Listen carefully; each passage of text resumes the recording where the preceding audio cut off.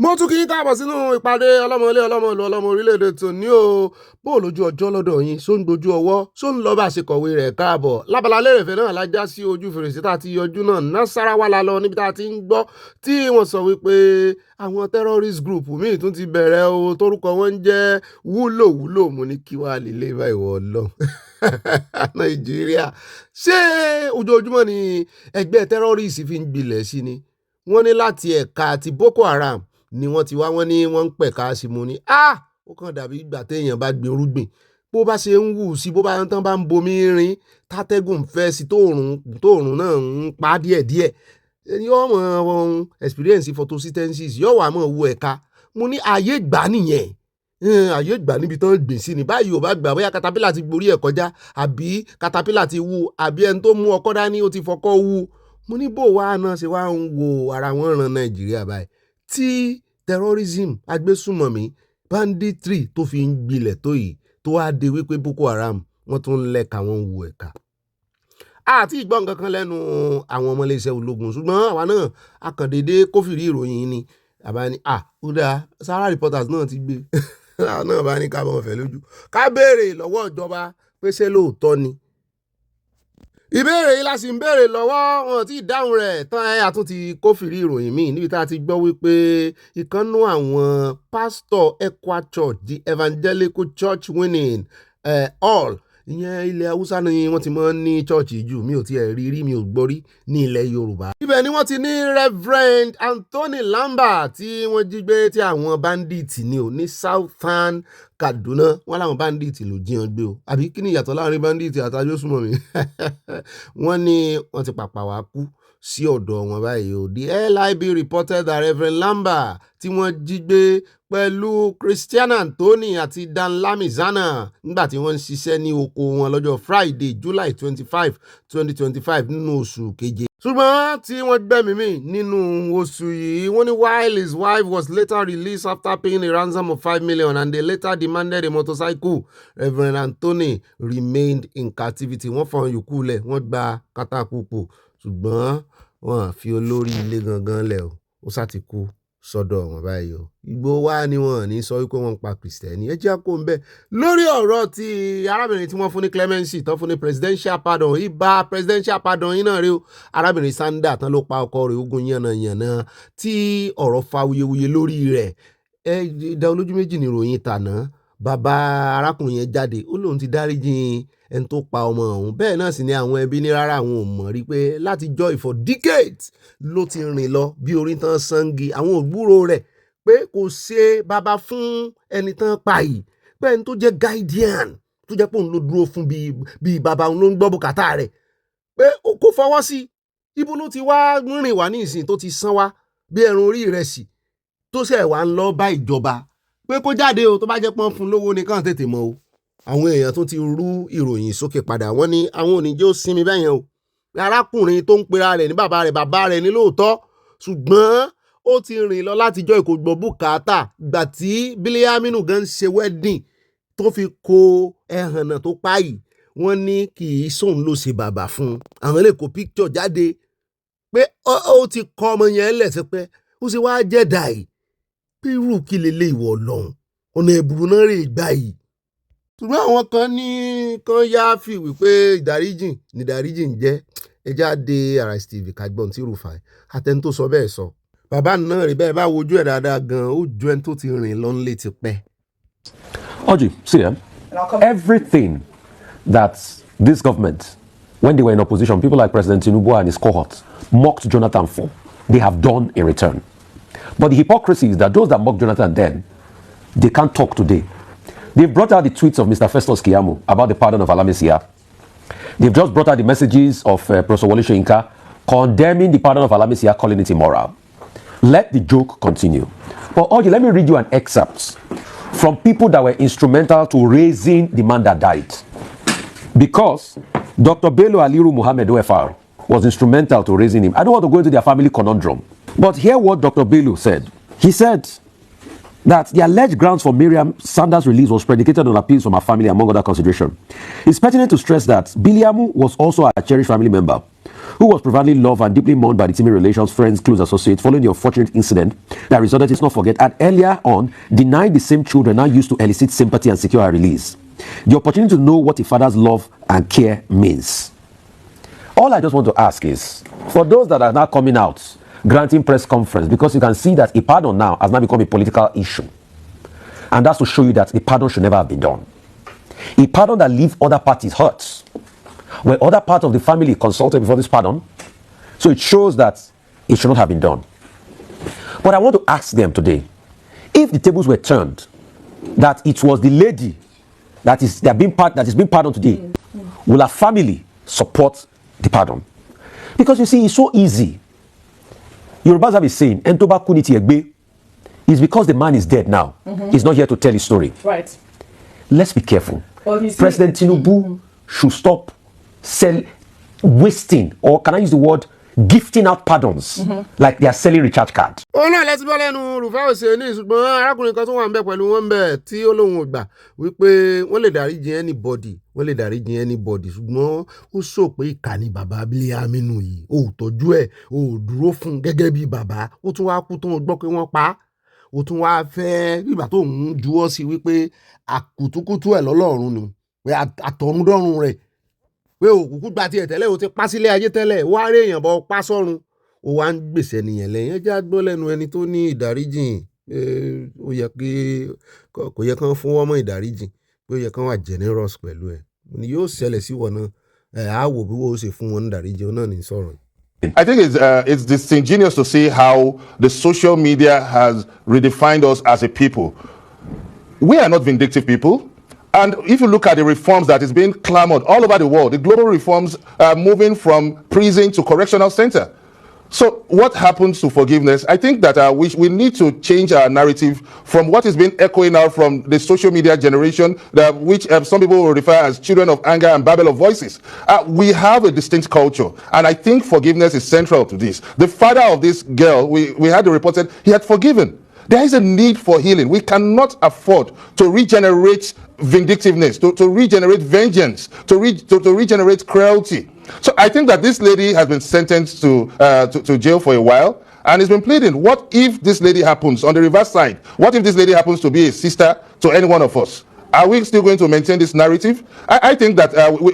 this is a need for soul searching and a need to come back to who we are as a people. We Africans are loving people. Africans are deeply forgiving people. And I think that when you look at the Constitution, according to Section 175, the president has that discretionary sweeping power to grant that pardon, which is called the prerogative of mercy. And when you look at the word pardon, it presuggests that someone had committed an offense. That is why you are granting pardon. Otherwise, if the person was innocent, there will be no need for that use of pardon. wo bàbá òótọ́ ọ̀rọ̀ ló sọ, ṣùgbọ́n ó gbé gbági gan gidi bó ṣe jó òótọ́ ọ̀rọ̀ tó náà ni, kò sẹ́ni tó ní ká má dáríjì èèyàn,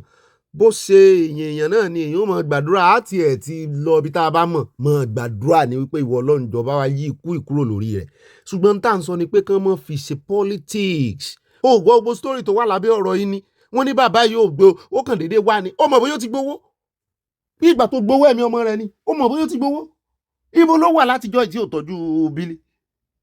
ó ṣe jẹ́ ń da ìwọ̀n kárí àwọn fámìlì yòókù along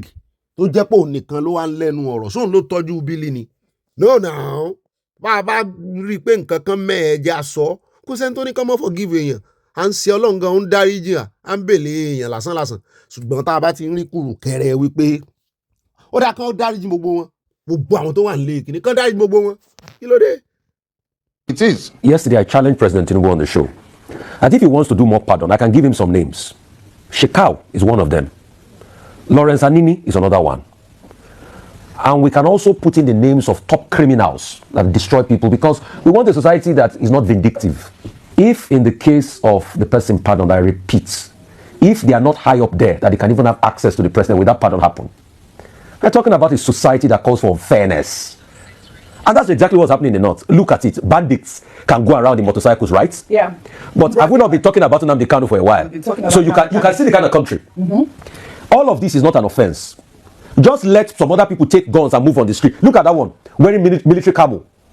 In the end, we said they should forgive them, isn't it? Because we want a society. He's back. fact. Oh, Already, look at guns. happened on Sunday. Look at And they're able to non-state actors wearing ride- military fatigue and carrying guns. In the end, don't we want a country that forgets the past? Let's forgive them. ojú bẹ́ẹ̀ lọ onímọ̀nà fìkì ni máa tó sọ̀rọ̀ yẹn onímọ̀nà fìkì burúkú ni kàn forgive gbogbo wọn gbà yẹn tú Nnamdi Kanu náà lẹ̀ ẹgbọ́rún ẹgbẹ́sẹ̀ kúrò lọ́rùn Sunday Igboho ẹ̀yin ìka burúkú yìí fọ́sọ̀gbọ̀n nǹkan di politics ní Nàìjíríà Sunday Igboho tá a ti ẹ̀ ń sọ ìkan ò sí kàtígórì wọn bí ìbá ṣe ń tó dé tó ní káwá wò ó ìka níyìn ìka ẹni tí ò ṣẹ̀ lẹ̀ ń gbé ẹsẹ̀ lé lórí ilé wa ṣòfin fún nígbà tá a bá mọ̀ pé ẹni mú ẹni jẹ́ kó fi múlẹ̀ kí lẹ ṣe fún jẹ́ kó lọ́dọ̀ rẹ̀ bá máa yẹn múnú bí mi irú ẹ̀ ó ṣẹlẹ̀ sí kó náà mọ bí ṣe mọ́ rí lára. ẹ já wá dé Delta òjèrè lára àwọn tán fún amnesty ńgbà àti Jonathan náà rèé tí gbogbo wọn ń pariwo tán ń pariwo lálálá Tinubu fún yàn amnesty ní ìsìn àárí èèyàn kankan nù wọn kó jáde sọ wípé àwa la pariwo ńgbà Jonathan jẹ́ ká pariwo lé ọ lórí tó ń polóore 10 billion naira ló gbélẹ̀ níbi security summit tán fẹ́ dálẹ̀ ní Delta wọn ní àní àwọn ọmọ líle àwọn náà ní Nàìjíríà náà níjọba wọn gbọ́rọ̀ sí lẹ́nu jù ṣé ẹ̀rí wọ́n tó bá ti ń ṣe díẹ̀díẹ̀ tó ń bá wọn ṣe kínní wọn ní káòsí kan nú àwọn most dreadful militant rèé láyé ìgbà kan 10 billion ló wá gbé ilẹ̀ ibo ló ti rí 10 billion militant wọn sì bí àṣírí FCC kò níbo ló ti rí ṣùgbọ́n bó jẹ́ wípé àtọwọ́dọ́wọ́ náà ni gbogbo wọn jọ ń ṣèjọba ni òun àti gómìnà wọn jọ ń jókòó pọ̀ wọ́n jọ ń bọ̀wọ́ ara wọn wọ́n jọ ń fraternize ẹ jẹ́ kó lórí ọ̀rọ̀ Nàìjíríà ẹjọ́. ní báyìí ẹ jẹ́ kàn sí Mr. Peter Obi lórí ọ̀rọ̀ Kanu náà Ganu sí Mike wọ́n bí ń béèrè wípé kí ló dé gangan ṣé wọ́n náà máa join ìwọ́de tí Sowore torí Sowore mú ń bá a dà gan ni ẹ bá pàdé náà àkójọpọ̀ ìròyìn ṣé wọ́n náà fẹ́ join wọn bó ló ṣe jẹ́ gangan kí ló ṣẹlẹ̀ kí ló fẹ́ sọ lórí ọ̀rọ̀ ìtúsílẹ̀ Mazi Nnamdi Kanu ẹ̀jẹ̀ àgbọ̀ ohun tí Peter Obi tó fi sọ ẹ̀sìn mọ́ retí lẹ́yìn ìgbà tí a bá gbọ́rọ̀ Peter Obi tán rí kó tó di àárọ̀ ọ̀la Ọ̀gbẹ́ni Reno torí Peter Obi ní ẹ̀fọ́rí rẹ̀ Ọ̀gbẹ́ni Reno yóò ti sọ̀rọ̀ lórí ọ̀rọ̀ Peter Obi. In 2024,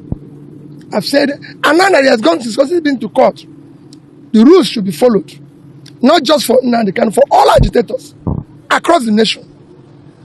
Let's dialogue with them. There's nothing wrong with anybody agitating or saying, let's dialogue with them. And whatever we do with them, let's follow the rules. So I thank the organizers and I thank those who are involved. Thank you. ó náà lẹ́tí bí ọlẹ́nu Peter Obi ẹjẹ́ wa lọ sí ọ̀dọ̀ ASUU pẹ̀lú ìyanṣẹ́lódì tí wọ́n gùn lé ìkànnù wọn ní wọn lè dẹ́rùbà wọn lè halẹ̀ máa wọn pé no work no pay wọ́n ń tanra wọn ni bẹ́ẹ̀ náà ni Minister fún Education òun náà ó Ganu sí Mike ò sọ̀rọ̀ ẹjẹ́ àkọ́kọ́ gbọ́ lẹ́nu Minister of Education náà ká tó padà sọ́dọ̀ arákùnrin tí Seun Channels tí ó ń fọ̀rọ̀ wá lẹ́nu wò yìí tó sì dá wa lóhùn wípé àwọn ò bẹ̀rù ìjọba lórí no work no pay ẹ kọ́kọ́ bá ń tẹ̀tí mínísítà sí náà. I'm going to use this medium to plead with ASUU again to shelve this strike. There's literally no need for this strike. In the last 2 years plus, there has never been ASUU strike. This is not a coincidence, but active, proactive engagement by the government, and we have continued to engage ASUU. Over the last 24 hours, myself and the Vice Chairman of Federal Government Federal Government Tertiary Negotiation Committee were working the phone, talking to ASUU. I can tell you today, literally all the demands of ASUU have been met. So I do not see any reason why ASUU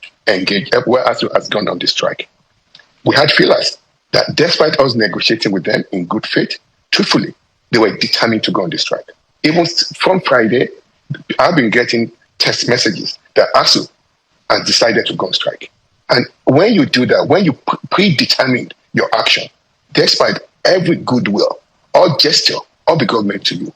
what do you really want? Let me tell you what we've done in the last 2.5 years plus. And where we are today, we've literally addressed every single issue that ASUU is requesting. We don't respond to threats. We don't respond to threats. And nobody can threaten us. We don't respond to threats. Is it a threat or a policy of government? They are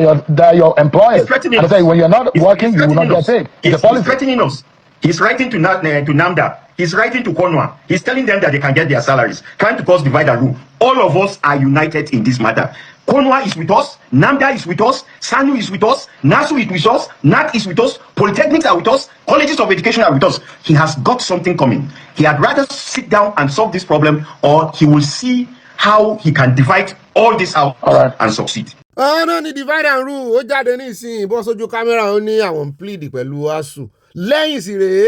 wọ́n lọ ń dàrú divide and rule tó bá wá divide tán wọ́n wà mọ́ kébìràjàre sí àwọn aráàlú wọ́n á máa ṣe sentiment wọ́n á máa sojú àánú ìjọba lónìí yẹn ìjẹ́ àpò ń bẹ́ẹ̀ lórí ọ̀rọ̀ ti INEC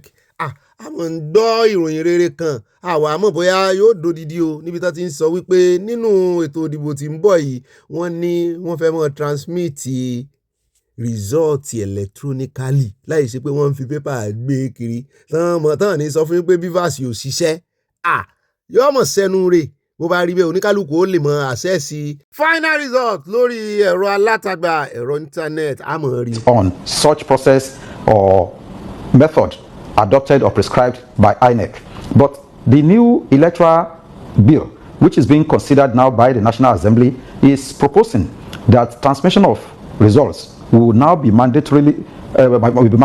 with respect to electronic transmission. So the implication is that it will no longer be a matter of discretion, and the use of IREV and other materials required under the Act will now be mandatory. So I believe that it is not just a shift in the date of the election alone, it is also mandatory that results of elections will now be transmitted both manually and electronically. So it will no longer be a matter of discretion. Èwo tún ni manually tẹ́ tún fi sí ẹ kúkú ṣe gbogbo electronically àbẹ̀wò wa ni bẹ́ẹ̀ náà ni wọ́n tún ń gbèrò lórí kán tètè ṣe ìdìbò wọ́n ní wọ́n fẹ́ sọ di ọdún 2027 wọ́n ní wọ́n fẹ́ tètè ṣe ní 2026 ní November mo ní gbòó bá wù yín ní kẹ́ ẹ dá sí ọlọ́jọ́ ń kájọ́ ẹ̀dá òfura ọwọ́ Ọlọ́run lọ́jọ́ wà gangan lọ lọ́jọ́ so ọwọ́ rẹ̀ sì ni àwa ń wò ojú rẹ̀ là ń wò agbẹ́kẹ̀lé wípé ó lè yí ọjọ́ padà kó sún ọjọ́ òmìnira wa mọ́lé ní kíákíá. Bẹ́ẹ̀ náà ni lórí ọ̀rọ̀ tí wọ́n ń pa kìrìsìtẹ́nì lónìí ẹ̀ tún bá ọ̀tún pàdé nínú àkójọpọ̀ ròyìn à ń gbé bàbá wa farotimi bọ̀ ẹ wò Délé Farotimi sọ dẹ́ndé ọ̀rọ̀ wọ́n tú gbogbo ẹ̀ palẹ̀ bí ìgbà téèyàn bá tú pààtì mọ́tò àti ẹ́ńjìn tó fẹ́ tún ṣe nígbà tó nọ́ọ̀kì bẹ́ẹ̀ náà ṣe tú ọ̀rọ̀ kalẹ̀ o bẹ́ẹ̀ náà ni wọ́n ọ́ìlì ẹ̀ wọ́n lubricate ẹ̀ wọ́n ṣàtúnṣe rẹ̀ torí iṣẹ́ rí Ọ̀gbẹ́ni Reno tẹ̀ ń wò yìí àwọn òyìnbó tó ní òun kó wá láti ìlú òyìnbó rẹ̀ tó kó wá sórí agbágbé lánàá tán yẹn disappoint ẹ̀ àwọn èèyàn ti wá rí kedere wípé onírọ́ ni Ọ̀gbẹ́ni ó wá mú ìkànnú àwọn olórí ẹgbẹ́ mùsùlùmí wá tí ẹgbẹ́ kìrìsìtẹ́nì ICAN tó lòun lọ bá ó ṣe jẹ́ kàn náà wà níbí àṣírí ẹ̀ sátú wọ́n ní ó ti fọ́kù mọ́yọ̀ láàrin òun àtàwọn òyìnbó ẹ̀ ní ìsìn ń bá wọn bínú wípé ó tiẹ̀ ti bínú lórí ẹ̀rọ agbágbé lánàá gan wípé kí làwọn mẹ́ni ń sọ yìí níwájú kámẹ́rà àṣírí ẹ̀ sá ti tú sá toró fẹ́ kọ́ńfíìsì àwa gan pẹ̀lú ròyìn lánàá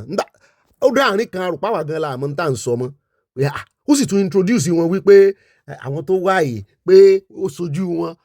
àwọn máa sọ̀rọ̀ gidi nígbà táwọn yẹn sì tẹnu bọ̀rọ̀ wọ́n ní ìjọba Nàìjíríà gan ló ní lọ́wọ́ pé bó o lẹ́sẹ̀ mọ́ retí owó ìrànwọ́ lọ́wọ́ àwọn lọ́wọ́ USA tẹ́ẹ̀sì ní ìfẹ́ kàn dá sí ọ̀rọ̀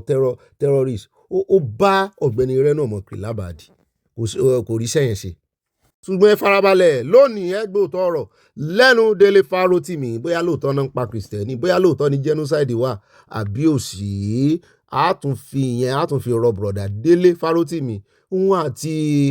Sowore pé ilé lèèyàn kọ́kọ́ máa tún ṣe kan tó tún tà sí ilé ìtàn pọ̀n lé àwọn ọmọ Ìgbò lẹ́yìn nìkan máa fi kán dìfẹ́ǹdì ọmọ Ìgbò ẹ kọ́kọ́ dìfẹ́ǹdì ìran yín náà. ó dáa níbẹ̀ ìjà wa sáré dé ọ̀dọ̀ Aláàfin Ọ̀yọ́ Òjó Pàṣẹkẹrẹ ọmọ Àtìbà ẹja dọ́dọ̀ wọn bá kófìrí wípé èèyàn kan jókòó sórí àga Aláàfin ló bá ń ṣèmi àyà àtàyà ń kàyéfì la bá ń béèrè sí pé kí ló dé náà bá ní pé Aláàfin pé méjì lọ́yọ̀ wọn ní Aláàfin Òkè Fú àbí Òkè Dẹ́fù mo gbàgbé ó kọ rẹ̀ wọ́n ní kí ni yóò tún ṣe wọ́n lò ní mọ́ jókòó ní mọ́ délé di ọba ó dàbí ọ̀gá àwọn ọ̀tẹlẹ̀múyẹ́ ni olórí ọ̀tẹlẹ̀múyẹ́ ààfin nù pé wọ́n kàn máa fi orúkọ Aláàfin Kúdẹ̀fú mo gbàgbé ó kọ rẹ̀ mọ́ bínú Aláàfin wà ní ó kọ rẹ̀ náà wọ́n ní gbogbo bọ́ba bá fẹ́ jẹun wọ́n ní ó ṣe é ṣe kó jẹ́ òní òkò tọ̀ o ibi tó bá fẹ́ jókòó sí pàápàá jùlọ tọ́ba ọba sí ńlé wọ́n lò ní òkọ̀ọ̀kọ́ gbèdìlé wọ́n ló ga òyìn ọ̀bọ̀n ń ṣerú rẹ̀ bá náà. bẹ́ẹ̀ náà ni láàfin Ọọ̀ni bàbá yìí náà àwọn bóyá bẹ̀sẹ̀ ni wọ́n àbí nǹkan kan bàbá tó dán rí ẹ rí i pé àwọn òṣèré kan rè kí bàbá ó ń gbé ọwọ́ ó níbi téèyàn lè gbọ́wọ́ dé lọ́dọ̀ ọba gan ló tún ṣe ń fà wọ́n mọ́ra ìgbà tí tapọ̀ ọ̀tún fọ́nrán yìí náà lọ òun náà ló tún ṣe ń pe àkíyèsí pé kẹ́niyẹn súnmọ́ ba gbogbo wọn náà ní gáìdì wọn. ẹ jẹ́ á kó ń bẹ́ẹ̀ o ẹ jẹ́ á wá sáré dé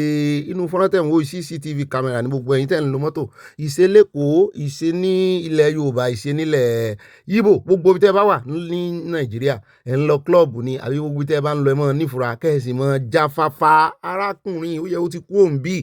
àmọ́ bóyá rè jẹun bí tó lọ ní bóyá klọ́ọ̀bù ni ó yẹ kó ti move kó ti lọ ṣùgbọ́n kò fura èèyàn wọn fura ìfura nǹkan kan tí ó tiẹ̀ fọ́ lára pé kankan fẹ́ ṣẹlẹ̀ lágbègbè tó tètè máa lọ mọ́tò tó wá dá ẹ̀bùrú rẹ̀ yìí ó ti kọ́kọ́ lọ ó tún rìvásì padà ẹ̀ mọ́ ohun tí ó ṣe àṣàdùpẹ́ ẹ̀mí wọn ò bọ̀ sí ẹ̀ mọ́ wò ó wọ́n fi gbà mọ́tò lọ́wọ́ wọn wọ́n fi yọ̀bọ̀n sí hàn dọ́wọ́bà rẹ̀ alẹ́ ni ṣùgbọ́n mo ní ṣé Nàìjíríà lélẹ́yìí ti ń ṣẹlẹ̀ ṣé bọ́rọ̀ Nàìjíríà ṣe rí rè ìwọ Ọlọ́run ṣé bọ́rọ̀ Nàìjíríà ṣe rí rè rí àwọn mọ́tò yòókù sí move bí ẹni pé kò sí nǹkan kan kò sẹ́ni tó rí hàn tí tán fi gba mọ́tò lọ́wọ́ rẹ̀ àṣàdùpẹ́ wọn yìnbọn fún wọn ẹ wo ìyẹn dáadáa spora èyí ni mò ń kìlọ̀ fún mi ò dẹ̀rù bá yín ẹ bá lọ ẹ máa fura ẹ máa ní ìfura gan gidi. Clarify the letter, I will take the rest of them.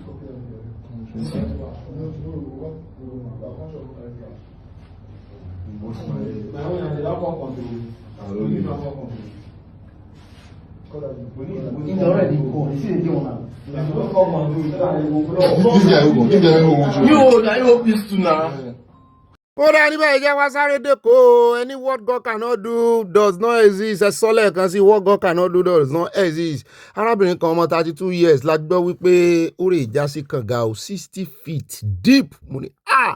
kí ló dé sí orí ni wọ́n ní wọ́n kó nǹkan lé lórí wọn kò mọ̀ pé kànga ló wà ń bẹ̀ wọ́n ní àfi bó ṣe rọ́ọ̀lù gbága wọn ni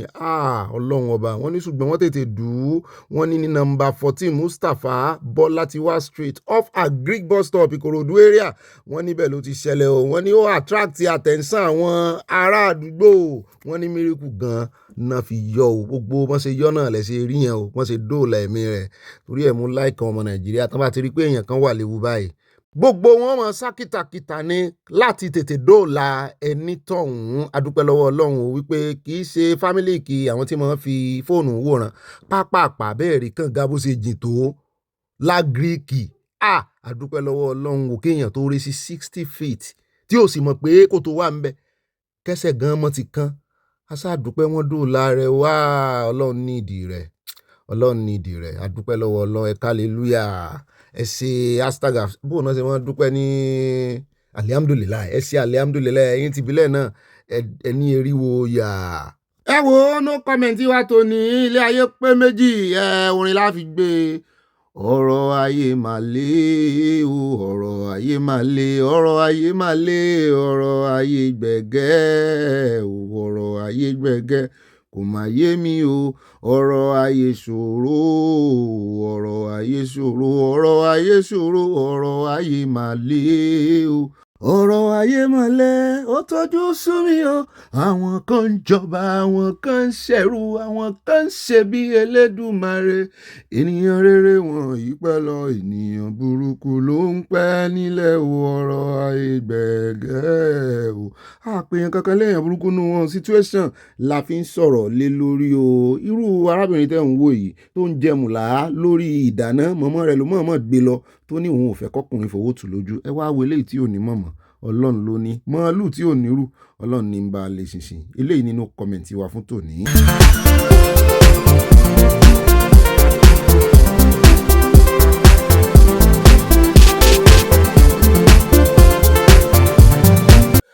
ẹ̀dúnjalè ó ti burú lọ yé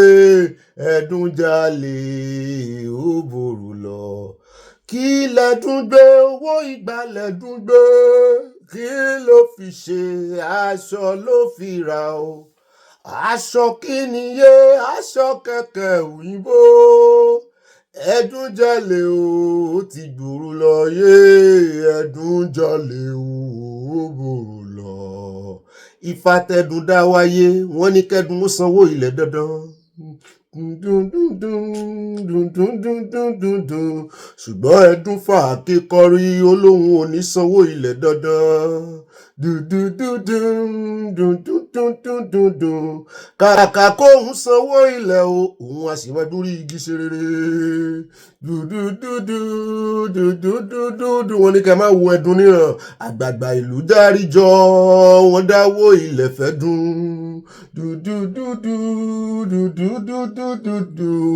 wọ́n ní kó ní kálukú máa dáwó ní kálukú dáwó ẹyọ méje méje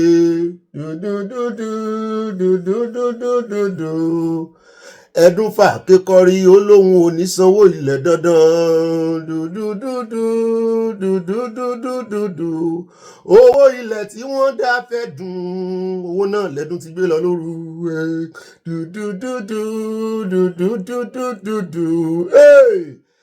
ẹdún jalè ó ti gbòòrú lọ́yẹ̀ ẹdún jalè ó gbòòrú lọ kí lẹ́dún gbé owó ìgbà lẹ́dún gbé ẹdún jalè ó gbòòrú lọ kí ló fi ṣe aṣọ lásán ló fi ra òye ẹdún jalè ó gbòòrú lọ ẹdún jalè ó ti gbòòrú lọ nígboro yéyéyé ẹdún jalè ó gbòòrú lọ. Orí bàbá wọn lánàá láfi wọlé ẹ̀ka àbọ̀ sínú ètò lónìí mo kí n káàbọ̀ lọ́mọdé lágbà lọ́kùnrin lóbìnrin inú ọkọ̀ yìí o kò yí sì láti fojú kàn mí nítorí mo kí n kú oríire pé fojú kàn mí bẹ́ẹ̀ ṣe ń wò mí ìmú ní káàtì mi dáyà iṣẹ́ tá a ṣe tètè akọ́lé 8 méjì ń bẹ lamẹ́ríkà 4 ń bẹ ní UK 6 ń bẹ mò ń sí ẹni o bàbá wa Gbẹ́ngà Adébóyè ni mo rántí o bó ṣe wọ́n polówó ibà káàbọ̀ yín náà ni ibà gbé wọn débẹ̀ ibà ọ̀pá kọkọ àwọn òpèké ọkọ̀ àwọn sweet 16 ibà fi pàkà ibà sánàwọlé èmi náà ni ibà pẹ̀lú àbẹ́ǹkó ibà ṣe lálàyé èmi náà ni ibà lọ tààràtàrà tọ́rọ̀ bá ti di ọ̀rọ̀ òtítọ́ àtòdodo sàn báyìí láàrin ajé ní mú ní pẹ́kọ̀rọ̀ mo ṣe mistake lánàá àti mo ní ẹ mọ́ gbalé sí mọ́nà tán tẹ́ ẹ bá ti rí èèyàn tí ò nà tán fún yín mọ́nà tán ni ẹ gbalé sí ohun tí mo fẹ́ sọnù o ẹ gbalé sí mọ́nà tán túmọ̀ ẹ̀ náà ni pé ẹ mọ́ nàtàn fẹ́ni tí ò bá nàtàn fún yín tó bá nàtàn fún yín tó sòtítọ́ àtòdodo pẹ̀lú yín ní kẹ́sì kíni kẹ́sì òdodo àtòtítọ́ pẹ̀lú ẹ̀ bọ́kọ àtìyàwó bá wà tíyàwó bá nàtàn fọ́kọ tọkọ bá nàtàn fún yàwó wo ti ṣetán tó fẹ́ ṣáájú ìyàwó rẹ̀ wọ sàárè èmi ò ní parọ́ fún ìyàwó rẹ̀ o èmi ò ní ìdájọ́ alẹ́ láàrin tọkọtaya ṣùgbọ́n èmi kàn ń advice rẹ̀ ni bó bá nàtàn fún ìwọ náà ṣe kí ni nà dálájá fún nísàn kórí ọtán kí wọn náà rí tán bí ò bá ti nàtàn fún ọ mọ nàtàn fún o ọmọ tó bínú rẹ gan ọmọ rẹ ò bá nàtàn fún ọmọ nàtàn fún èèyàn máa fi kọ́ wọn lẹ́kọ̀ọ́ ẹni tí ò bá ti lè nàtàn ìwọ náà kọ́ lẹ́kọ̀ọ́ mọ nàtàn ó dá o èmi náà ní ibà confam ẹ̀kọ́ tó sẹ́ndẹ̀ wọ́n bọ̀ gbẹ́rò ìbò fògànà o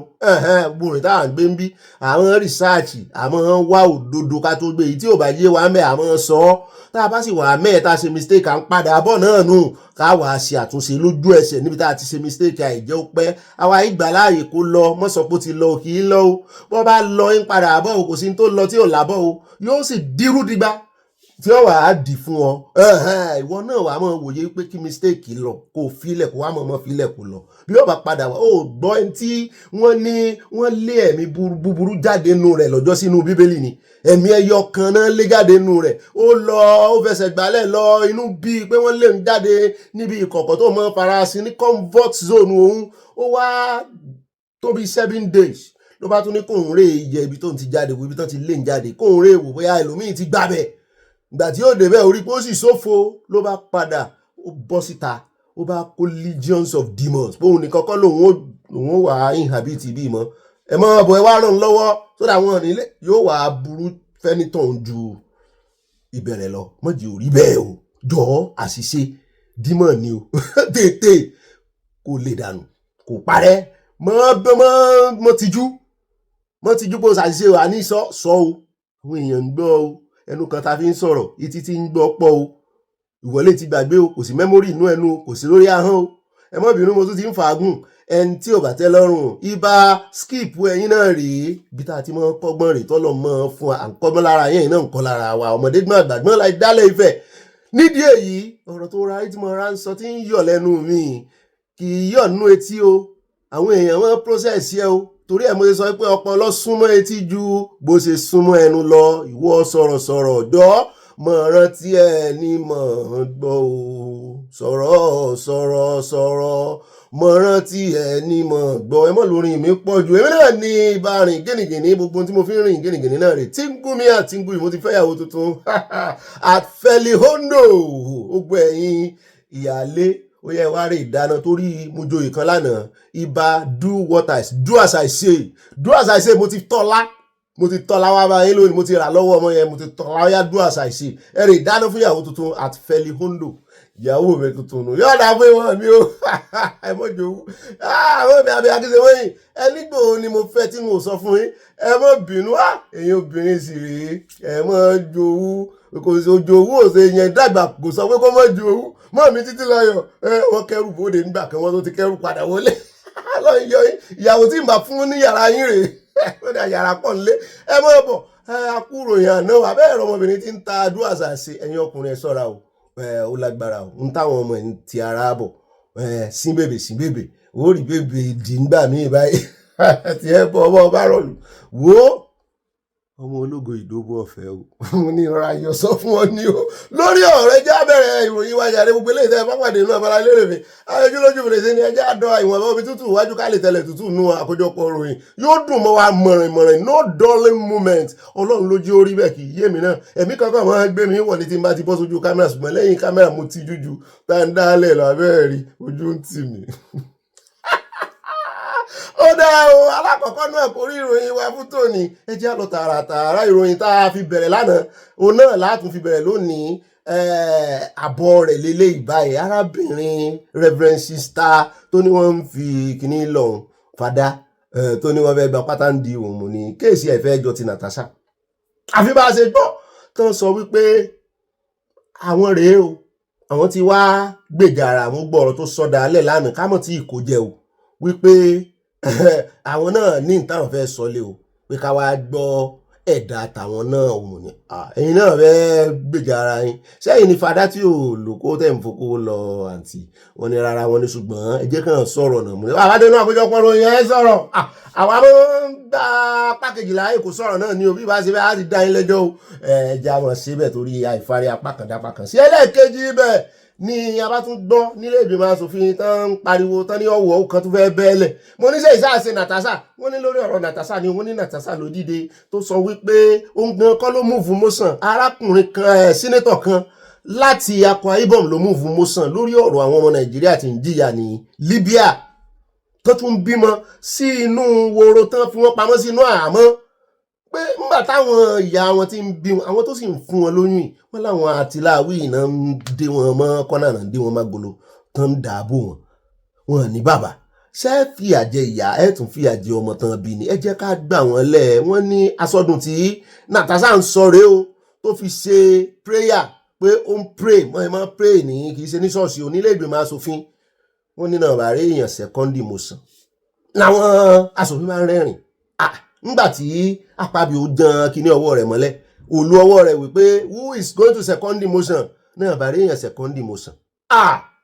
this is just a prayer òun kọ́ ló move motion láwọn èèyàn bá gbà bí ẹni bá gbọ́ ọtí pé kò tán àwọn tí ń sọ wọn àwọn tí ń wo bí ó ṣe react sí Senator Natasha wípé ṣé ó ti wá dìran tó náà nù kó lè sọ̀rọ̀ mọ́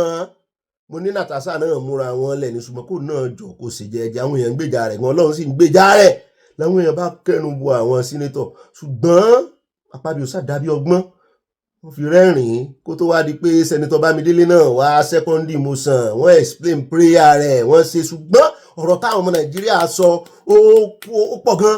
wípé bó lẹ ṣe ń ṣe báyìí wá dúró importance ọ̀rọ̀ tí Natasha sọ èèwà ń rẹ́rìn àmúbọ̀ fún yín á ṣe lálàyé àti táwọn ọmọ Nàìjíríà sọ àjọsọ lẹ́kùnrẹ́rẹ́ náà ni bàbá tí wàá kó ń bẹ́ẹ̀ tán ìròyìn tòní ó gbẹ̀fẹ̀ dé o à ń lọ sí ẹ̀já kọ́kọ́ mú ilé iná ó dùn wá ṣùgbọ́n wọ́n ti fìdí ìròyìn múlẹ̀ torí ẹ̀lẹ́mí ṣe fẹ́ fi ìròyìn sòrẹ́ ṣeré o tó bá gbé nǹkan kan tó bá jọ bí ẹni pé ó strange kì í pẹ́ kì í jìnnà tí a fi máa rí òótọ́ sòrẹ́ lèmi rí tó kọ́kọ́ gbé ròyìn wípé ó ti jẹ́ pé a mọ̀ àti gbọ́ àwa náà ti kọ́kọ́ gbé wípé ó rẹ bọ̀dà ẹ̀dùn kì í sàn ni mo kọrin fún gbàtà wọlé o ẹdún jalè orin Orlando ni mo kọ ṣùgbọ́n bọ̀dá ẹdún Wálé Ẹdùn tán jẹ́ minister for finance a gbé wọn wá ń jẹrin àfi bá a ṣe gbọ́n jẹta pé ara wọn ò yá o ara wọn ò le kó rẹ̀ wọ́n ìjọba sì ti jáde iléeṣẹ́ ààrẹ ti jáde pé kò tó nǹkan kan téèyàn ń lọ àdàbẹ́ o pé nǹkan kékeré ni o àmọ́ rẹ̀ ra ọmọ 69 years ní o wọ́n yìí sọmọdé o wọ́n yìí sọmọ òòjọ́ o wọ́n yìí ṣe ọmọ àgbẹ̀ kọ́rùn roko pé ẹ̀yin tẹ́ ń sọ̀rọ̀ náà ìmọ̀ rẹ̀ èèyàn ṣùgbọ́n ẹ lọ tutù ẹ̀ dànù pé àwọn fẹ́ ṣe pàṣípààrọ̀ wọn pé kò sí ní tó jọ pé ara rẹ̀ ó tó yá ẹni tí ń màgbó ti ń àwọn dókítà ti ń tọ́jú wọn. àbí bá a ṣe gbọ́ tí sòwò rẹ̀ gbé jáde wípé àrùn rọpárọsẹ̀ stroke pneumonia àṣòwò yóò tiẹ̀ mú láti paralysis tó tiẹ̀ kọ́kọ́ ṣe wọ́n díẹ̀ kò tó wọ́n lé rárá olómú wọn ó jàn mọ́lẹ̀ ni wípé wọ́n ti rọ́ọ̀sì wọn lọ sí hospital làwọn ìjọba bá tún ní kò rí bẹ́ẹ̀. mo bá rántí ìròyìn lágbájá tó gbọ́ kùkù òjò tó bọ́ sẹ́ńkùlé o tó dominú agbájánu ìgbà tó yá ojú ọ̀run tó sú dẹ̀dẹ̀ lọ́rọ̀ kan òjò rọ̀ ṣùgbọ́n ọ́fíìsì alágbájá wọ́n pàpà kú bí àwọn iléeṣẹ́ ààrẹ ṣe jáde náà rẹ̀ kó sí tó ṣe ọ́fíìsì alágbájá chief of army staff ẹ ti gbàgbé ẹ mọ́ tètè gbàgbé yẹn o kò sí tó ṣe wọ́n o ó ṣe wá jẹ́ gbogbo ìgbà tí ìjọba bá ń bu àṣírí nǹkan kí ló dé tí wọ́n yìí nà tán tíjọba ò bá nà tán fún yín sẹ́yìn lè nà tán fún ìjọba Nàìjíríà torí ẹ̀ mo ṣe ní ẹgbàálé sí mọ́ nà tán ẹgbàálé ságbójú lọ́rọ̀ kan ọ̀rọ̀ sòwò rẹ̀ ló ṣẹ́ o wọ́n ní wọ́n ti rọ́ bọ̀dá ìdígbàdígbà lọ hospital ní abroad àmọ́ mẹ́ àṣọ̀gbọ̀n tó bá dé tá a mọ̀ àní sọ eléyìí tá a mọ̀ bá a bá ti wá kó ń bẹ̀ tán à ń lọ tààràtààrà sínú ìròyìn tí ó mọ tẹ̀lé o à ń lọ sọ́dọ̀ Alhaji Oríyọmí ń bàdàn àwọn èèyàn kan ní ká bí wọ́n wípé ẹjọ́ o ẹ bá wa yẹ̀wò ṣé wọ́n fún Ọ̀gbẹ́ni Adédoyin ṣé wọ́n fún ní presidential pardon lánàá ní gbogbo àwọn tán fún o mo ní kò jọ bẹ́ẹ̀ mo ti rí research ṣùgbọ́n àgbọ́lẹ́nu bàbá Oríyọmí nǹkan mìíràn àgbọ́lẹ́nu wọn mo ní kílẹ̀ gbọ́ o àyà ní bàbá Oríyọmí ó dà pé wọ́n fẹ́ ṣe politics mo ní wọ́n lọ yọ̀ ń pé wọ́n lóòótọ́ èmi náà rántí o ṣùgbọ́n àwọn èèyàn fẹ̀sùn kàn wọ́n wípé àwọn náà ń pera wọn bọ́yọ̀ ò pè wọ́n pé ṣùgbọ́n bọ́yọ̀ wá ti ń pè wọ́n gan pé kán mọ́ gbẹ̀kẹ̀lé Ọ̀yọ́ o nítorí Ọ̀yọ́ ayọ́mọ́lẹ̀ mo ní ìyẹn ṣe wá bẹ́ẹ̀ gbogbo àbùtẹ́ mọ́ ta lu àwọn ọmọ Ọ̀yọ́ yìí ẹ stop ṣe bẹ́ẹ̀ o Ọ̀yọ́ tàn yàtọ̀ Ọ̀yọ́ state yàtọ̀ ṣùgbọ́n ó sì ti dé ìkóríta tí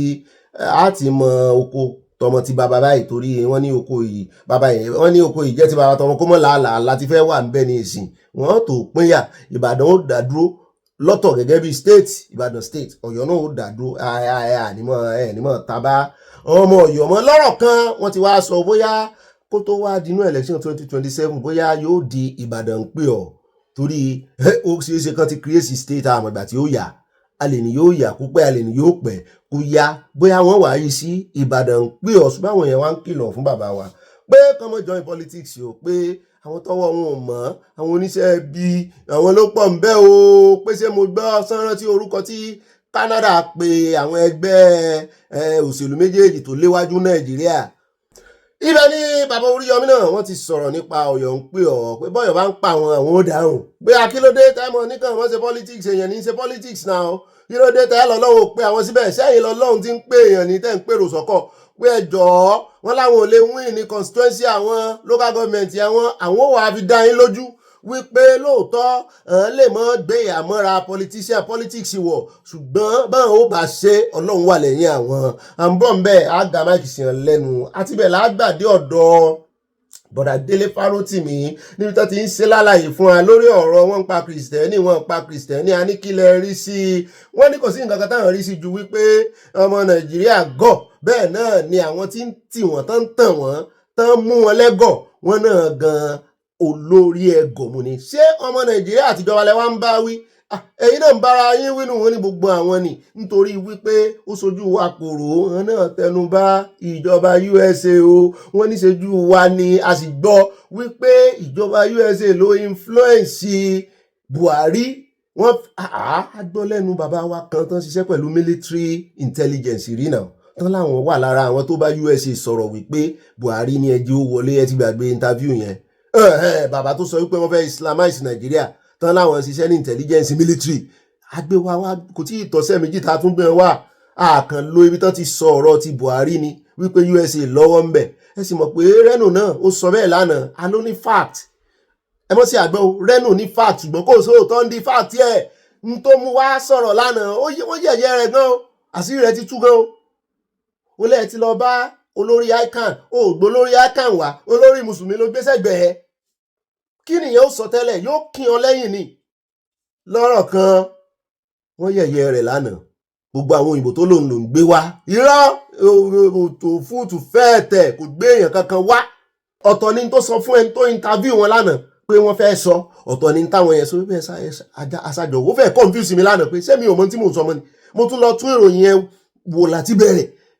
ṣé èmi mo ṣàdúró mistake àṣé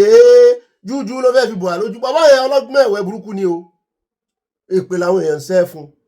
gbogbo ń tàn Yorùbá sì mọ̀ jẹ́ Yorùbá ló fẹ́ mọ̀ play kinní fún yóò wọṣọ wa yóò ní sóun gúnrégé sóun dùn wò kí ló kàn wá pẹ̀lú sóun dùn wò ọ̀rọ̀ ẹnu rẹ̀ ò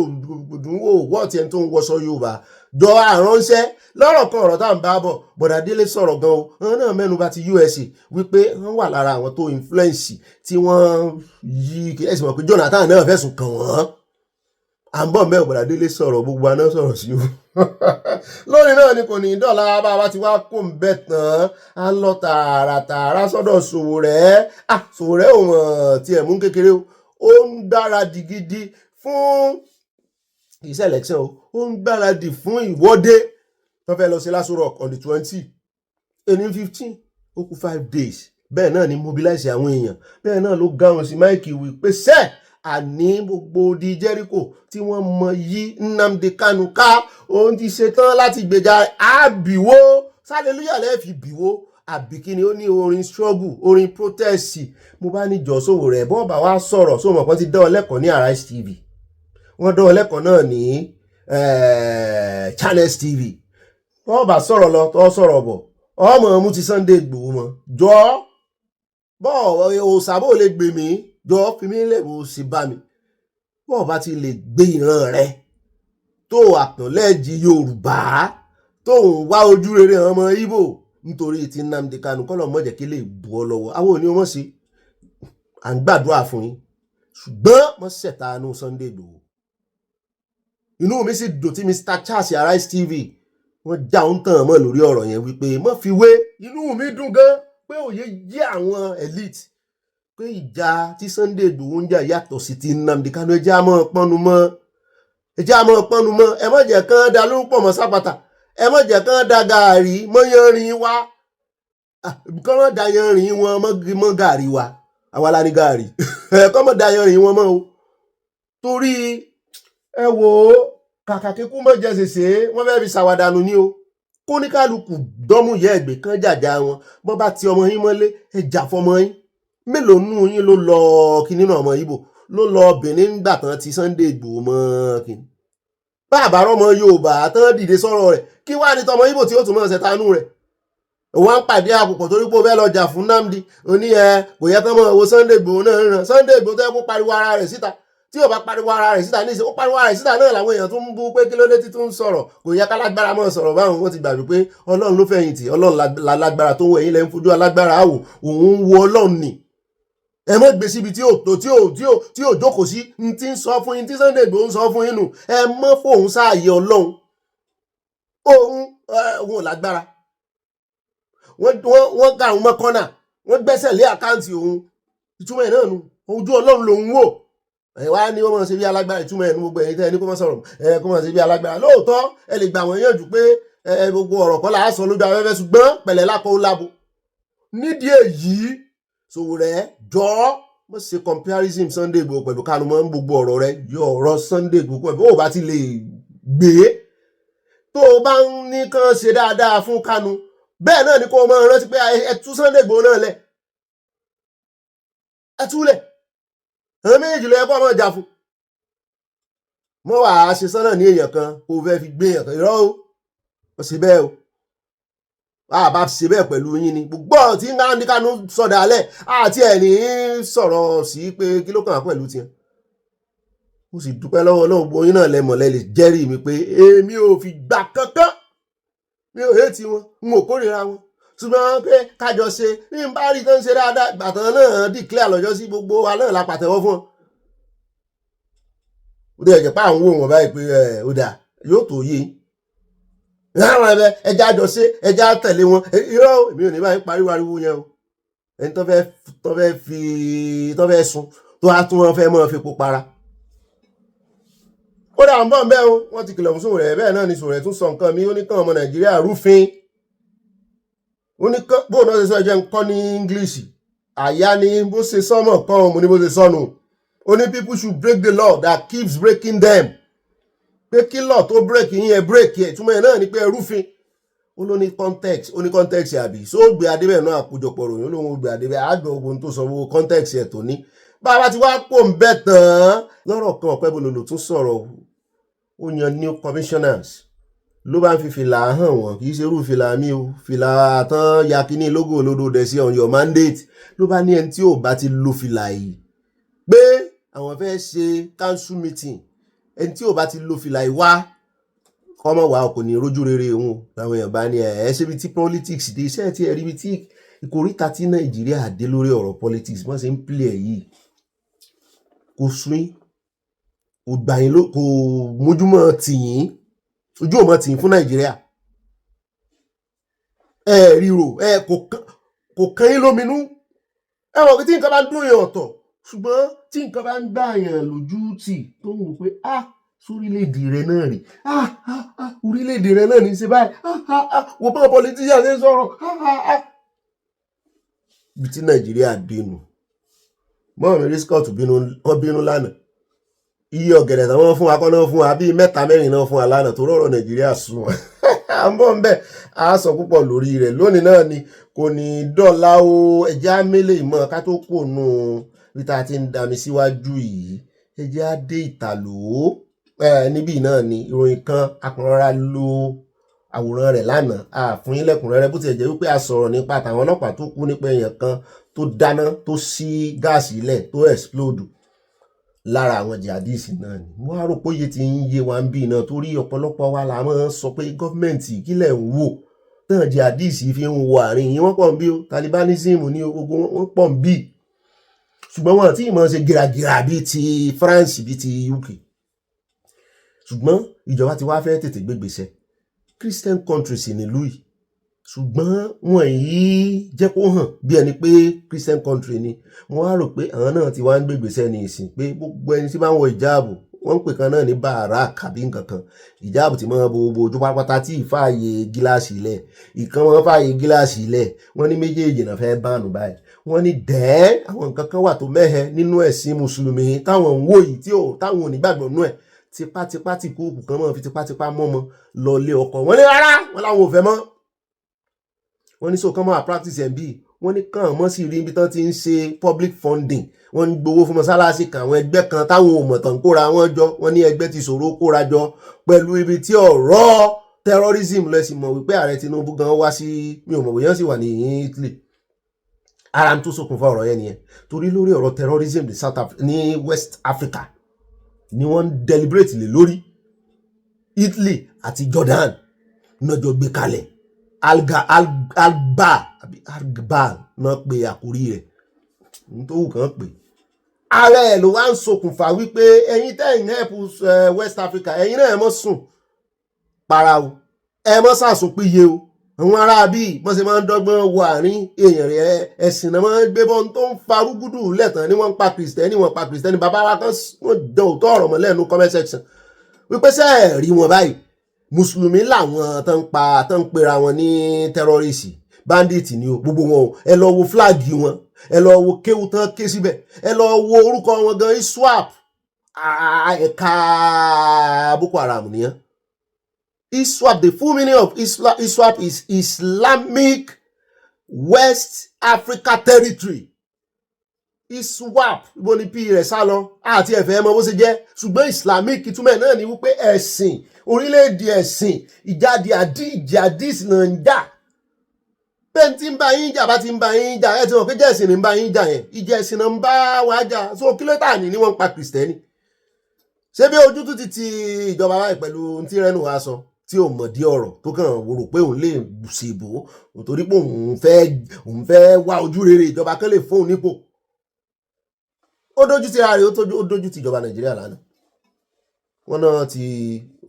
ti ń propose láti ban wọn báyìí ní Italy. À ń bọ̀ ń bẹ́ a sọ gbogbo ẹ̀ lẹ́kùnrẹ́rẹ́. Ó dáa nínú àkórí ìròyìn táwọn fi káàdé gbogbo rẹ̀ ńlẹ̀ jáde Madagascar níbi tá a ti gbọ́ pé ààrẹ wọn ti sá lọ ó ferege ó fẹsẹ̀ fẹ́ ó júbà ìwòrò kí ló ṣẹlẹ̀ gangan wọn ló ní wọ́n ń lé ẹ̀mí òun wípé àwọn olùwọ́de ti ń ṣe ìwọ́de bí ọjọ́ mélòó kan sẹ́yìn àfi bóun ṣe rí tí àwọn sójà náà darapọ̀ mọ́ olùwọ́de mo ní ó ṣe ṣẹlẹ̀ ní Nepal ní fi kọ́gbọ́n ó tún ti ṣẹlẹ̀ ńbẹ̀ náà mo ní kọ́lọ́njọ kójú ó jàrán ìrìn ìdé gbogbo ibi tá à ń fi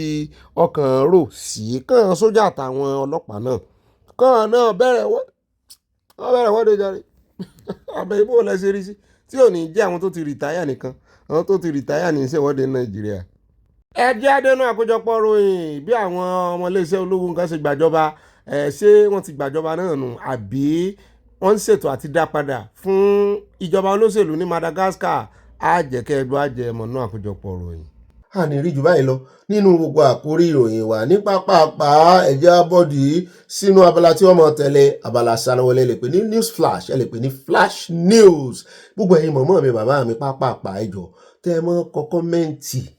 ẹ mọ́ kánjú kọ kọ́mẹ́ǹtì mọ́ tó bá ti jẹ́ Yorùbá lẹ fẹ́ kọ tó bá jẹ́ English ni ẹ lè ṣe mistake téèyàn bá ti ń ka English yóò tètè yé èèyàn pé mistake ní sẹ́rí Yorùbá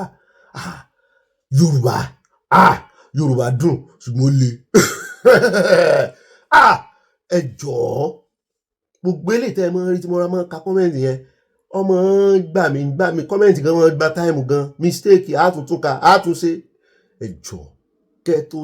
tẹ send ẹ mọ̀ bá ń fara balẹ̀ ṣe rí téèyàn bá fẹ́ kọ gbọ́dọ̀ tó bá lọ fi kọ gbogbo mi ò ní ẹ̀ lè ṣe mistake gbogbo àlàmọ́ ṣe mistake èmi náà mọ̀ ṣe tẹ́ ẹ bá lọ fi kọ gbogbo ẹni tó fẹ́ kà á kó tó lè nítumọ̀ kó tó lè wá gbọ́dọ̀ yẹn rí tẹ́yìn sí tó jẹ́ pé ibi tẹ́ ti ń tẹ̀lé ti lọ kọ gbogbo torí ṣe rí fóònù yìí náà kíní orí rẹ̀ yìí yóò tẹ nǹkan mi báyìí yóò yí sí nǹkan mi torí ẹ̀jọ̀ ẹ̀ ń kọ́kọ́ mọ́ bá wa wò dáadáa kẹ́ ẹ̀ tó tẹ send ẹ̀ tún ká ẹ̀jọ̀ ó lè yí sí gbà mí báyìí mo lè lo 2 minutes lórí kíní táyà ó kọ́ lẹ̀ fún mi pé ọ̀gá mi ẹ̀yin ẹ̀ wá kà òun ò rí lé jáde tí ó mọ bára rẹ̀ bínú wọ́n bá èèyàn kankan bínú lórí kọ́mẹ́ǹtì bí o lónìí lọ́lọ́run fà wá lé lọ́wọ́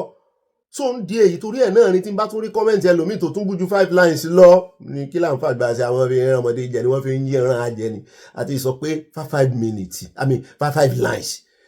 ṣùgbọ́n wọ́n bá kọjú bẹ́ẹ̀ lọ àwọn mọ̀mọ́ wa àwọn bàbá wa wọ́n fi ń rẹ ajẹ nítorí ẹ̀ lẹ́sìn mọ́ rí táwọn kà ń gbà mí ẹ jọ̀ọ́ ẹ mọ́ fi ṣèbínú ṣùgbọ́n mo need understanding yín ẹ jẹ́ ká improve lórí Yorùbá wa èmi náà improve díẹ̀díẹ̀ ni yóò yá kò ní yẹlẹ alákọ̀ọ́kọ́ náà ẹ jẹ́ àyà fọ́tò wa ó yá ẹ ṣe cheese ẹ ṣe musin ẹ ṣe ọlọ́ọ̀sà ìyàwó tuntun dá ẹ bọ́ síwájú o ẹ jẹ́ àrójú yín o àfẹ́lẹ́ hondo ìyàwó tuntun nù o àdúrà ṣàṣe náà ló fún mi náà fi mú mi lánàá ìyàwó mi àtàtà gbogbo yín náà ni ó dá ẹ jẹ́ àyà fọ́tò ẹ ṣe musin ẹ ṣe ọlọ́ọ̀sà ẹ ṣe pọ̀ ìyá mi àná oṣù ẹ ṣe àfi pàkà yóò yá kò ní yẹlẹ o mọ́ mi Grace olùsòtọ́ ẹjẹ́ àyà mi ẹ̀ṣẹ̀ wà ń dé ẹjẹ́ àsáré yà mí pẹ̀lú ó yẹ ẹ fọwọ́ kọ́ bá mi orí olóòrí ìsìlọ́rùn àfi pàkà mọ́ mi tó yìnbọn rí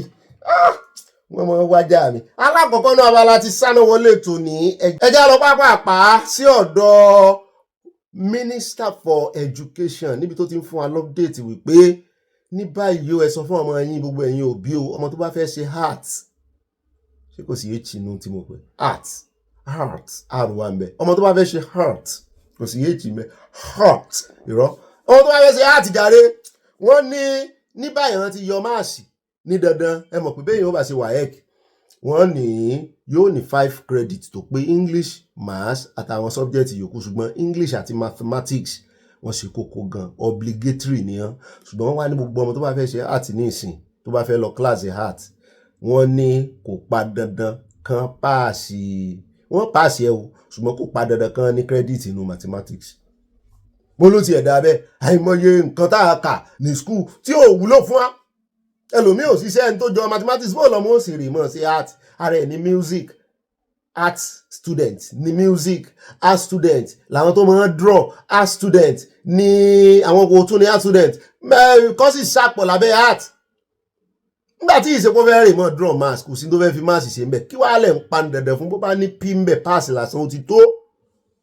Wọ́n ní bọ́n ṣe fẹ́ ṣe báyìí nìyẹn wọ́n ní the university's minimum of 5 credit passes in relevant subjects including English language obtained in not more than 2 sittings. Mathematics is mandatory for science, technology and social science courses. Àti fún ní polytechnic o ND level minimum of 4 credit passes in relevant subjects including English language for non-science courses and mathematics for science related program nìkan ni wọ́n ti need the mathematics. Polytechnics HND level minimum of 5 credits passes in relevant subjects including English language and mathematics. Wọ́n wá sọ wípé tó bá ti di ọ̀rọ̀ art wọ́n náà ti yọ English kò sí credit pass níbẹ̀ mọ́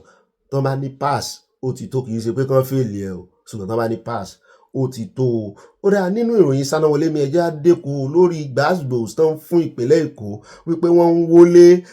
ọmọ Ìgbò ìkànnì àwọn ex-footballer tó jẹ́ ex-footballer Super Eagles torúkọ rẹ̀ ń jẹ́ Emenike kìí ṣe Àmúníkẹ́ o Emenike náà wọ́n fẹ́ gbé fúnra wọn wọ́n ní òun ló ti fẹ̀sùn kan ìjọba Èkó wípé wọ́n wà bias lórí demolition tí wọ́n ṣe ní Festac pé ọmọ Ìgbò ni wọ́n target pé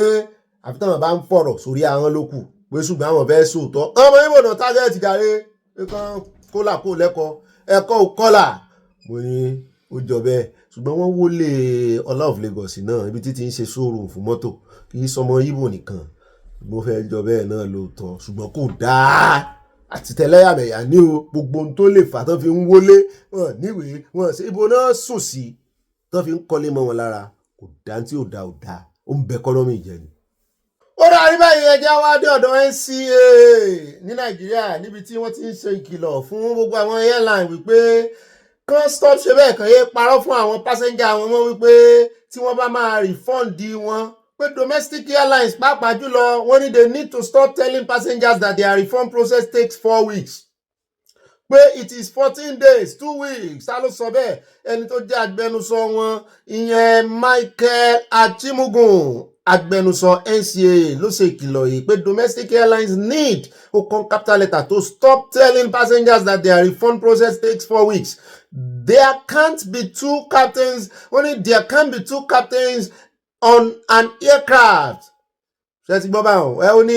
ẹ̀yin passenger náà wọ́n ní ẹ̀mọ́jẹ̀ kan jẹ tọ́yìn mẹ́rẹ̀ wọ́n ní the NCA regulations are clear about the time frame for ticket refunds and it is 14 days. Part 19 of the NCA Regulation 2023 remains in force. Operators cannot create a different rule in this regard. So all passengers, if you apply for a refund and an airline tells you that it will take 4 weeks, kindly forward that communication to michael.achimugun@ncaa.gov.ng tàbí ifueko.abdulmalik@ncaa.gov.ng tàbí at cpd@ncaa.gov.ng immediately. Only enough of this.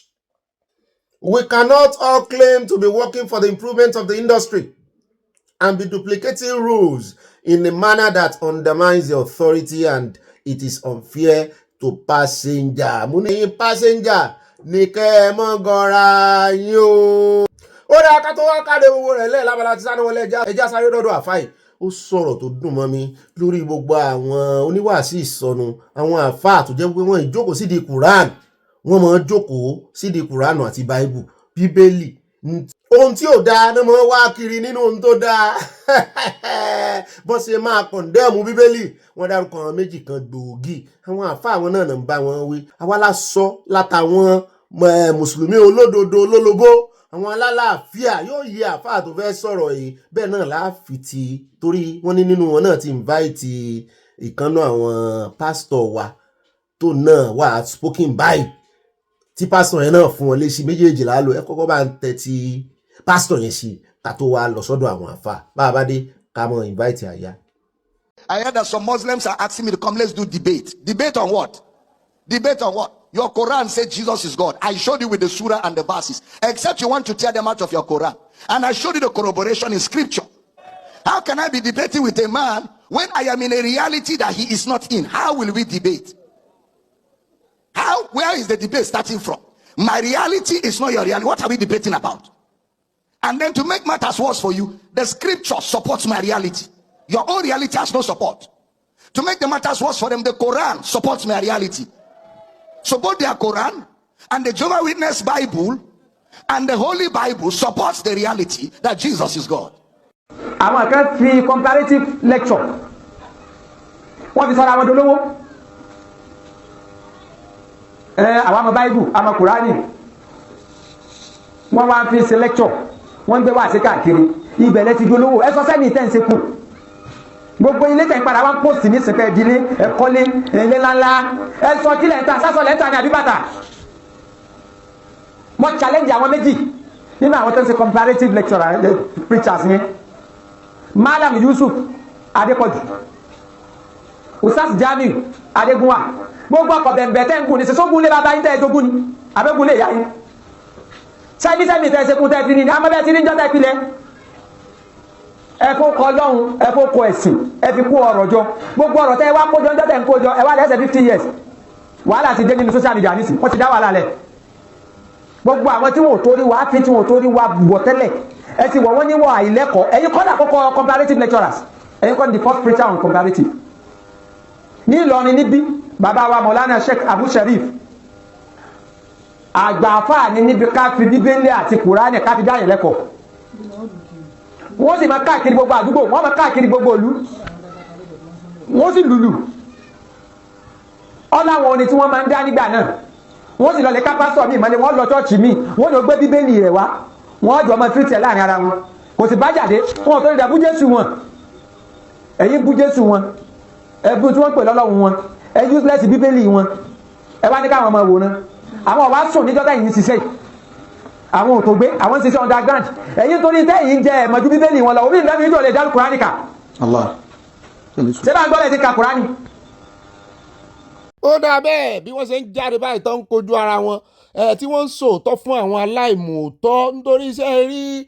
bí brother àwọn evangelist Noah ẹ má bínú o ẹ mọ̀ ní ọ̀rọ̀ ẹ̀sìn ti fẹ́ dógun lẹ̀ Nàìjíríà ẹ jẹ́ àsọ òun náà ló fa ti ọ̀rọ̀ pé wọ́n ń pa àwọn kìrìsìtẹ́nì wọ́n ń soríṣiríṣi àwọn báńdíìtì àwọn Fúlàní mùsùlùmí ni wọ́n ń kílèmù ẹ jẹ́ àsọ kákanjú abẹ́ǹkó ẹ wọ̀rọ̀ tí àfa ìsọ nísìn èmi náà máa fa kan nígbà kan òun àtàwọn kìrìsìtẹ́nì àjọgún régé ni a sì máa lo Bíbélì sí Kùránù kò sì ní síjà ṣùgbọ́n àwọn ará bí wọ́n ti sọ di wàhálà ẹ máa bú Jésù ẹ máa bú ẹ̀sìn ẹlẹ́sìn ẹ máa bú fa onífá ẹ wá ní káwọn yẹn gbẹnu dákẹ́ tí evangelist náà tó bá dá wọn lóhùn báyìí tó bá ẹ sì mọ̀ wípé nǹkan kan wà nínú attack àti defend ṣe rí ẹni tí ó ń bú ọ tó gbé ọwọ́ tó fẹ́ fi nà ọ́ ìwọ ti mọ̀ ó kàn dàbí àwọn tí ń jọ ń jà tọ́jọ́ wọn jà pé jẹ́ agbára wa létí tálákọ̀ọ́kọ́ bá gbá ọ létí ṣé ẹ rí tí ẹlẹ́ẹ̀kejì tó bá di tọ́ọ̀nù ẹlẹ́ẹ̀kejì bí ó ṣe gbá ọ létí yóò ju tálákọ̀ọ́kọ́ lọ. so tí wọ́n bá ti sọ̀rọ̀ báwọn evangelist Noah máa lọ ṣe ìwádìí yóò jókòó tí ó bá fi wá dá wọn lóhùn báyìí ó máa le lára wọn.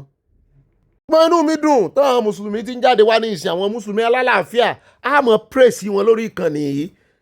wọ́n ti ń sòótọ́ ọ̀rọ̀ fún àwọn alágídí àwọn oníjàgídíjàgan ara wọn. ó náà lẹ ti gbọ́ yẹn kó ní kálukú dúró nílé ni ẹ̀ àbí kí ló dé gan. ọ̀tọ̀ lẹ̀sìn tíá bẹ́ẹ̀ náà ló ti ẹ̀ sọ wọ́n ní kò síbi wọ́n ní àáfàá kan ní kan mú ibi tí Quran gangan ti sọ wípé kèfèrí ni kìrìsìtẹ́nì wọ́n ní kan mú ibi tí Quran ti sọ wá ẹja sáré lò tàfà yẹn ẹ bá ń tẹ̀sí. wọ́n tún sọ I repeat it again kìrìsìtẹ́nì kì í ṣe kèfèrí mú àyà kan wá nínú Al-Qur'ani tí wọ́n fi sọ pé kèfèrí ni wọ́n níbi tọ́lọ̀ sọ pé kèfèrí ni wọ́n o wọ́n wọ́n ná kó mú jáde fún mi. Islam lọ́lọ́run dá wa sí ló pè wá sí ó sì sọ pé inna dina inda Allahi Islam dájúdájú ẹ̀sìn lọ́dọ̀ Ọlọ́run Islam. ẹ má bínú ó necessary nítorí àwa la ibi tí religion bá wọn lọ Nàìjíríà iná fẹjú tó ní ayáwóyá wá gbé wa débẹ̀ náà bala kọ́mẹ́sẹ̀sẹ̀ mọ́ bínú pa pẹ́ díẹ̀. mo tún kí wa káàbọ̀ sínú abala comment section abala èèyàn olólùfẹ́ wa at alhaja ramat titilayo wọ́n ní ó bí ẹ̀ka alẹ́ ìbàdù àyà ìbá ṣe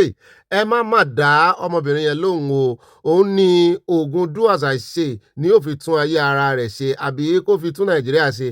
ẹlẹ́rẹ̀dẹ̀ obìnrin má lọ wá iṣẹ́ gidi ṣe àwọn ọmọ wa ò ní ṣàgbákò irú àwọn wọ̀nyí o àmì irú ẹni tí yẹn bá ti yẹ fẹ́ bẹ́ẹ̀ náà yóò mórí ẹ̀ sábẹ́ ni mọ́ mi Stella o wọ́n ní cheese mushin olóòṣà àtìbá mi ọlá adéwálé wọn ní ṣé bí ẹni tó sùn là ń jẹ́ àkìjákì rọrọ nítorí tí a bá jí kò ní dáhùn o tó dífá fún àwọn àgbà olè tí a ní kí wọ́n tún ìlú nàìjíríà ṣe wọ́n ní ẹ lọ fọkàn balẹ̀ lórí irọ́ capital letter bẹ́ẹ̀ ni bá mi. at Mercy Taiwo Adégòkè Mákanjú ọlá mọ́ mi dáadáa wọ́n ní obìnrin bọ́bí ẹ̀kọ́ ètò ọlọ́run yóò máa bá yín ṣe lórúkọ jésù àmín wọ́n tẹ lọ́ọ̀sì àti nǹkan panu nípa fóònù nọ́mbà ìyá ọmọ tí ẹ pè tí kò pí kọ́ yín bóyá kò rí iná cháàjì fóònù rẹ̀ ó ń ríngì fóònù ẹ̀ ń ríngì kì í ṣe pé kò wọlé ṣùgbọ́n kò píìkì ẹ̀ nì. bẹ́ẹ̀ náà ni at Kiss Precious wọ́n ní kórógbá lẹ́nu Gani Adams Chief Sunday Igboho kì í ṣe ṣàwáwù Gani Adams rárá àti rárá. Bàmí Kẹ́hìndé Òsẹ́nì Sàláìmọ̀ ọmọ òwò olódù ọba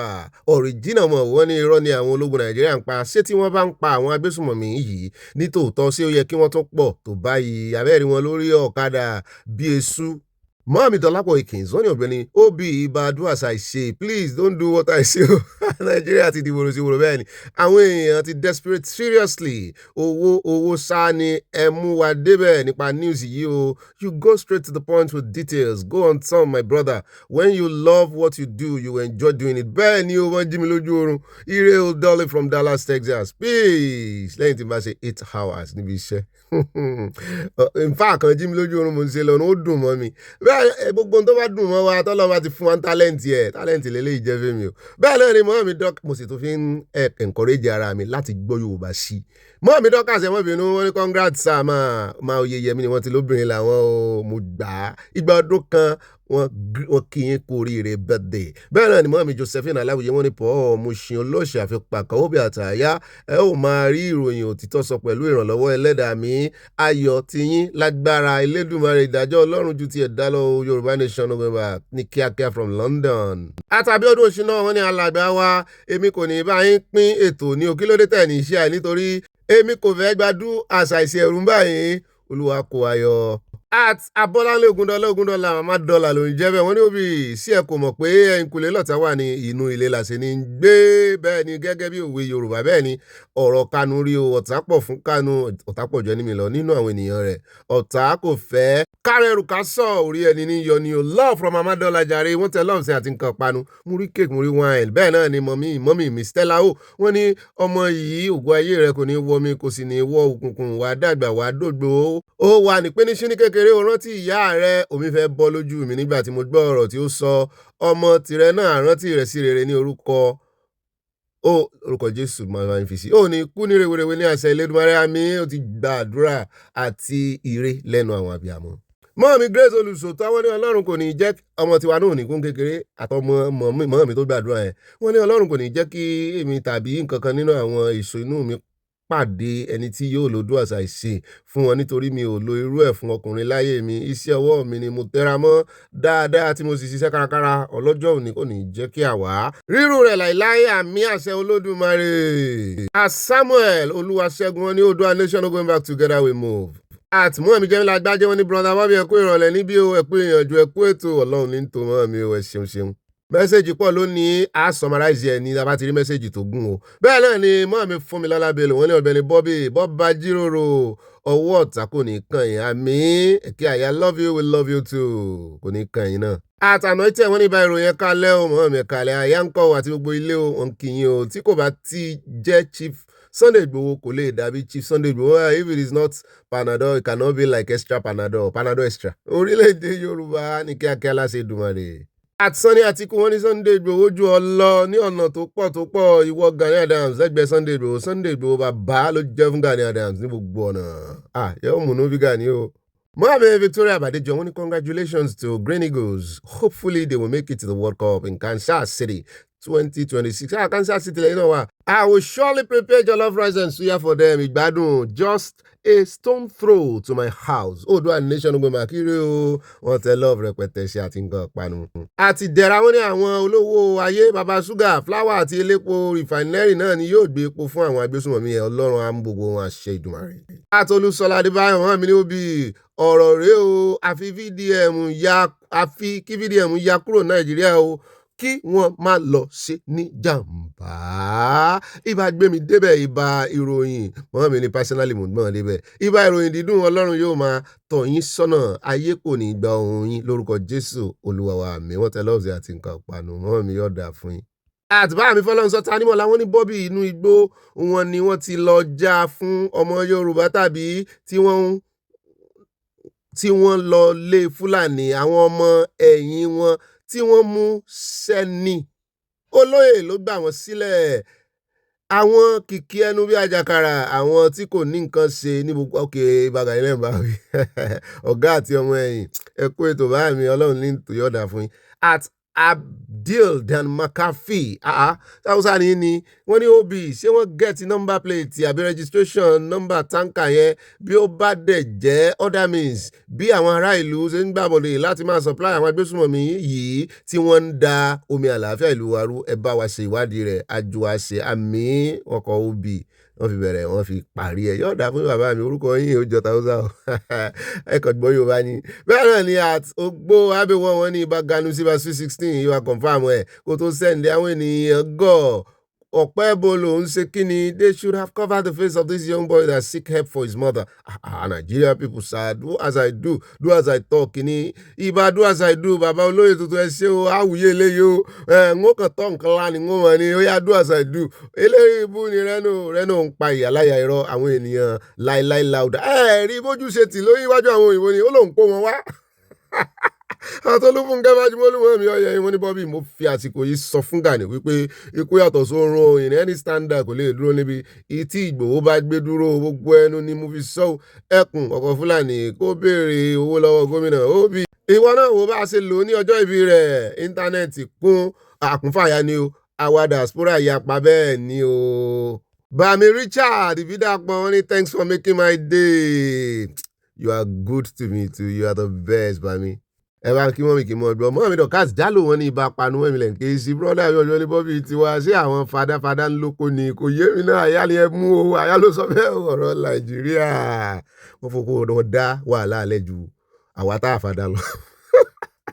Gan ló yẹ kó máa lo do as I say fún. Bẹ́ẹ̀ náà ni at Olútóyìn Wándé Lawal wọ́n ní truth is they are the ones holding Kanu down. Their leaders love money so much and if Kanu is released, he will deal with all of these governors and Igbo chiefs. They are traitors and very pretentious. At Mississippi, I want to yes, Ogbeni Bobby, Nigeria is this injustice country. How can Nigerian government pardon criminals that committed serious crimes and arresting innocent citizens that want peace in Nigeria? God help Nigeria.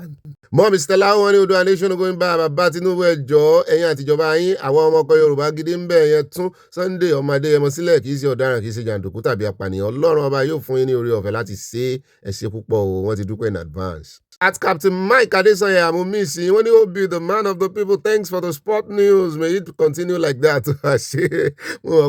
Sport news. At Jemila Agbaje wọn ní Nàìjíríà ni mo ti rí tí terrorist láyà láti máa gbé ìbọn káàkiri nínú ìlú pé pẹ̀lú ìfọ̀kànbalẹ̀ bẹ́ẹ̀ ìjọba ò rí nǹkan kan ṣe sí èmi ò tí ì rí country tí àwọn terrorist ti láyà báyìí Nàìjíríà nìkan ni mo ti rí bẹ́ẹ̀ gbogbo àgbáyé ń wò wá kí Ọlọ́run ṣàánú wa tágbáyé bá wá sọ̀rọ̀ wà nìkan gbẹnu wọn sọ̀hún abẹ́ẹ̀rí. At King Ash wọ́n ní hello Ọ̀gbẹ́ni Bobby love your videos ẹ ṣeun àmì o King Ash. At Florence wọ́n ní Obi ẹ̀ka alẹ́ o ibà nọ́mbà obìnrin ló kó kàn sí lórí òkè kò sí lórí WhatsApp ni mo bá sọ̀rọ̀ ní òun á fún mi ní àkáǹtì tílẹ̀ bá mọ́ ọ̀dà áńgẹ́lì rẹ̀ bá ti lọ kílẹ̀ tó mọ́ ó ń dìlé orí rẹ̀. At Daudu Olabisi wọ́n ní Obi ẹ̀ka alẹ́ kó ètò Ọlọ́run á máa bá wa tó àmì o I just spoke with the woman now and she said you through to her as well okay wọ́n mọ̀ pé àwọn náà ọ̀dà ẹjọ́ wọ́n sí lórí WhatsApp o kẹ́ ẹ tó ṣe nǹkan kan ẹjọ́ béèrè pé ṣé nǹkan kan ní WhatsApp lẹ́gbẹ̀ẹ́ wọn kán jẹ́ ká rójú ọmọ yẹn o torí gbogbo bó ṣe ń falẹ̀ yìí ó ń send signal kan sí mi o kán jẹ́ ká torí tán àbá ti sí lórí WhatsApp direct number ni mo fi pè wọ́n lánàá tán gbé tán àbá ti sí mo fẹ́ wo ọmọ yẹn mo fẹ́ ṣàdúrà fọmọ yẹn kí n tó fún wọn ní nǹkan bẹ́ẹ̀ náà ni ẹjẹ́ àdọ́dọ̀ á sì tún lò láti fi confam pé òótọ́ ni mọ̀mọ́ ọmọ yẹn ni at Bídèmí Olúyọkú wọn ní the number is going from USA ó ń lọ wọn gbé ni àbí kílẹ̀ lérò àbáṣojú tèmi náà ń pọ̀ ni Nàìjíríà ti dàbẹ́ ẹ ká confam ẹ ká wo fídíò ọmọ yẹn pé ó yá ẹ yí sí fídíò ẹ call fídíò kọ ẹ jẹ́ ń wọ ọmọ yẹn máa fọmọ yẹn náà ní nǹkan ọmọ yẹn wú mi lórí lánàá rẹ̀ tí màmá yẹn ṣe ń dìlé ẹ̀ yìí wọn jára wọn mọ time tí áńgẹ́lì wọn dé bẹ́ẹ̀ náà ni Adéyẹmí Pópóọlá wọn ní they were all animals Mr. Bobby it involved our government ọlọ́run á dáa fún àmì kó tètè wá dáa fún wọn ni. bàmí orí ìsòrí ọlá ìwọlé lọ ẹ sá fún mi láti jẹ wọ́n ní àyà ìkó ọjọ́ mẹ́ta o ẹ jọ̀wọ́ ẹ bá mi sọ fún ọ̀gá yín pé ìgbà tí wọ́n ti fi wọ́n jẹ oyè àwòdì kí wọ́n mọ ẹ̀yìnkùlé ẹni tí wọ́n ti lọ máa gbádìí yẹ o torí takùté lẹ́yìn Sàmúgà ń bẹ́ o lórí Dallas Texas ẹ jẹ́ kí ìjọba USA rí takùté lẹ́yìn ìkùlé yín wọ́n á ní sẹ́ fẹ́ pa ẹran gbóni. wọ́n tẹ̀síwájú wọn ní ká sọ fún bàbá ṣe yìí olódò rẹ̀ kí wọ́n kúkú gbé gbàǹjo lé Nàìjíríà lórí torí 2027 àwọn oníwọ̀nranwọ̀nran kò ní í dáa fún ẹni tí kò ní í dáa fún ní ìwà tí wọ́n ń hù ní ìjọba yẹn orí ọlọ́run Dallas Texas in fact bàmí ó ṣe ní láàánú bí Nàìjíríà ṣe ń ṣe bó ṣe ń lọ yìí ṣùgbọ́n inú tiwa ń dùn ayọ̀ wa ń kún wípé àwọn ò bá tèèyàn jẹ àbínú èèyàn kankan bí ó sì dáa fún wa ní Yorùbá ní ìsàlàmbá kiri. Máàmí Oyèyẹmí Sàlá àwọn ni mo kí Ọ̀gbẹ́ni Bobby mi ẹ kú iṣẹ́ orílẹ̀-èdè Ọlọ́run kò ní fi ń sílẹ̀ o àmì o mo gbélé gbọ́ o orúkọ mi ni Oyèyẹmí Sàlá obìnrin ni mí o mo kí gbogbo ilé náà o òwò ilé kí wọ́n bá yín yọ happy birthday once again wọ́n tẹ love sí a we love you. Alhaja Modina Solomon wọ́n ní kí ni kókó ààrẹ wọn tí wọ́n jẹ kò yé wa o àrí importance wọn o. wọ́n mi Jẹ́mílà Àgbájé wọn kí ìyàwó Oyèyẹmí Sàlá wọn ní happy birthday to you my age with sufficient grace amen. wọ́n mi Christiana Tolúwa làṣẹ wọ́n ní Ọ̀gbẹ́ni Bobby kí ló dé. tí Gani Adams sì sọ sí Ìgbòho nígbà tí gbogbo ṣe ọkùnrin kò ronú bí ó ṣe máa gba Yorùbá sílẹ̀ rárá ìdájọ́ Olúwa ń bọ̀ wọn tẹ̀ lọ́ọ̀sì àti nǹkan panu. Adémọ́lá Samuel wọ́n ní Ọ̀gbẹ́ni Bobby pẹ̀lú àyà kò ní bàjẹ́ fún yín ní orúkọ Jésù àmì ò wọ́n bú sẹ́yìn ayọ̀ wọ́n ní mo rò wípé àwọn kàábà Fúlàní ti bá Tinubu ṣe àdéhùn pé tí ó bá di president kò gbọ́dọ̀ fi Sunday Igboho sílẹ̀ irọ́ ni wọ́n ń pa tí Olúwa láṣẹ free Sunday Igboho from Providence Rhode Island ayọ̀ ní ayọ̀ rẹpẹtẹ mọ́ mi wọ́n tẹ lọ́ọ̀sì àti nǹkan panu òdà àṣàmọ̀ yìí mọ́ra wọn náà ni ẹ mọ́ bá ń ka kíní ẹ mọ́ bá ń kọ́ dáadáa ẹjọ́ ẹ mọ́ fi sùúrù kọ́kẹ́ tó sẹ́ǹdì ẹ̀ yóò bá lè o agbọ́dọ̀ improve o. bẹ́ẹ̀ náà ni Mohammed tó ìnárì wọn ní ibà ẹlẹ́jọ́ wẹ́wẹ́ ẹ ṣeun ẹ ṣe mò ń rẹjọ́. Bàmí Báyọ̀ Akíngbàlà wọn ní the idea of no work no pay should not come to play in democratic society Oòduà nation ogun ìgbà wọn tẹ lọ́ọ̀sẹ̀ àti nǹkan panu àjíire bí ó àjíire bàmí o. ẹ kú jọ mẹ́ta àti Debbie Dáre wọn ní Ọ̀gbẹ́ni Bobby ẹ kú iṣẹ́ ìlú Ọlọ́run kù ṣe àfi kí Olúwa gbà wá lọ́wọ́ àràmọ̀ǹdà orílẹ̀-èdè tí a bá ara wa yìí fà àtúrúkọ tẹ́ ẹ pé àràmọ̀ǹdà nítorí mo rò títí mo gbé lẹ̀ ní ìlú tí àwọn ògbóǹtagìrì ọ̀daràn ti ń yọ̀ bí èèrà inú ṣúgà Oòduà nation no going back. ọmọ Elizabeth oníyà Ìjẹ̀ṣà lámìrè bẹ́ẹ̀ o wọn náà Ọ̀gbẹ́ni Bobby rẹ̀ ibà dúàṣà ìṣe ẹ bá mi sọ́lù Ìjẹ̀ṣà dúàṣà ìṣe wọn máa sọ́lù Ìjẹ̀ṣà ní ibà panumọ́ ibà olóyè púpọ̀ ẹ kú alẹ́ o ẹran ọba ló ń fi sùn ọba jẹ ní ọ̀rọ̀ Kánú Olúwa nìkan ló lè fàyọ̀ àyà jọ̀ọ́ bá Kánú bẹ̀bẹ̀ lọ́dọ̀ olódò jẹ wọn tẹ lọ́ọ̀sẹ̀ from Dallas Texas Oòduà nation ogun ìbá n ò tí ì bẹ ti Sunday Igboho tán ti Kánú ni wọ́n mọ̀ ọbẹ̀ káwọn aráàlú ẹ̀ bẹ̀bẹ̀ fún àtìmọ̀mí Yẹmí Ìgè wọn ní 15 years ó ga o ìgbà tí wọ́n bá rákòrò fún 15 years ìgbàwo ló fẹ́ rìn ó ga o nípa citizenship Nàìjíríà ìgbà tèmi náà gbọ́ mọ̀mọ́ wa kan ṣiṣẹ́ ń bẹ̀ àbánu comment section wájú. At Truth Questions when I heard Jagaban pardon Mr. Adedoyin Adegoke Abdulrahman alápatà allegedly ni o kò tí àkòtí tó jọ Oríyọmí ó ti fọn jáde in fact á ṣèwọ́de tó tírú ẹ̀ bá ṣẹlẹ̀. Àmì dọ̀ká àzọdọ́lúwà tún mi ṣe wọ́n ní Yaba Pausi ló yẹ kí wọ́n mú rẹ lò wá PDP ti kú ó di gbére Sowore rò pé tó bá di ọjọ́ iwájú Igbo lè ṣàtìlẹ́yìn fún láti di ààrẹ Nàìjíríà láíláí. Èkó no man's land and CSI ní Sowore fẹ́ lò ó máa tẹ́ Oòduà nation going back from Providence Rhode Island. At Christiana Shebakoyin wọ́n ní Ọ̀gbẹ́ni Bobby ọba àfipàkà ẹ̀kọ́ ètò Ọlọ́run ní tò ó wù mí kí ìdílé aláyọ̀ yìí gbàdúrà fún mi bí ó tilẹ̀ jẹ́ wípé ó ti kọjá ẹ má bínú ọjọ́ 10 oṣù 10 ọdún 2025 ní ọjọ́ ìbí mi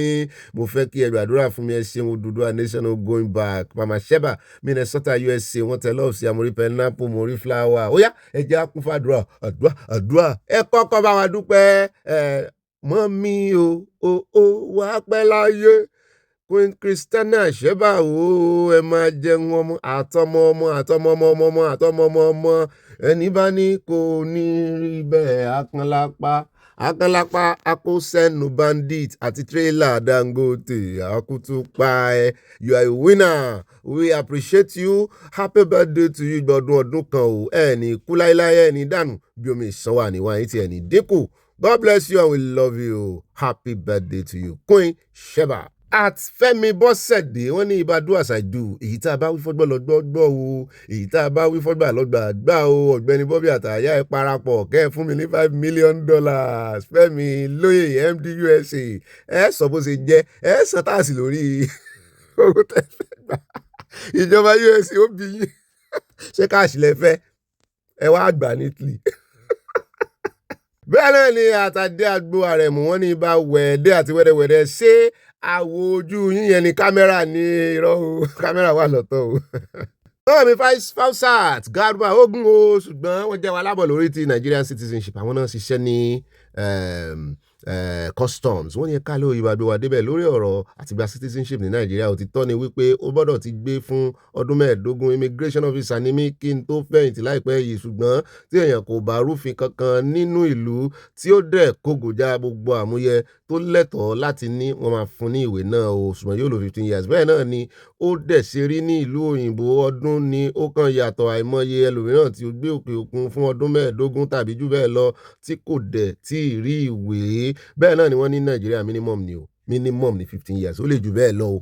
àtòrò ó ní perquisite ó ní àmúyẹ bó ṣe rí ní òyìnbó náà nìyẹn ṣùgbọ́n 15 years or 5 years lọ́pọ̀lọpọ̀ ní náà fi bẹ̀rẹ̀ ìmí 10 years. Mọ́ mi sọ láòdù mọ́sù wọn ní society ìpanumọ́ abẹ́ẹ̀rí ó máa ṣe òwe kú ìjọba ìta wọn ìbò ní iṣẹ́ girama mi ń kọ́ mo ní wọn ó pè wọn ò tí ì pè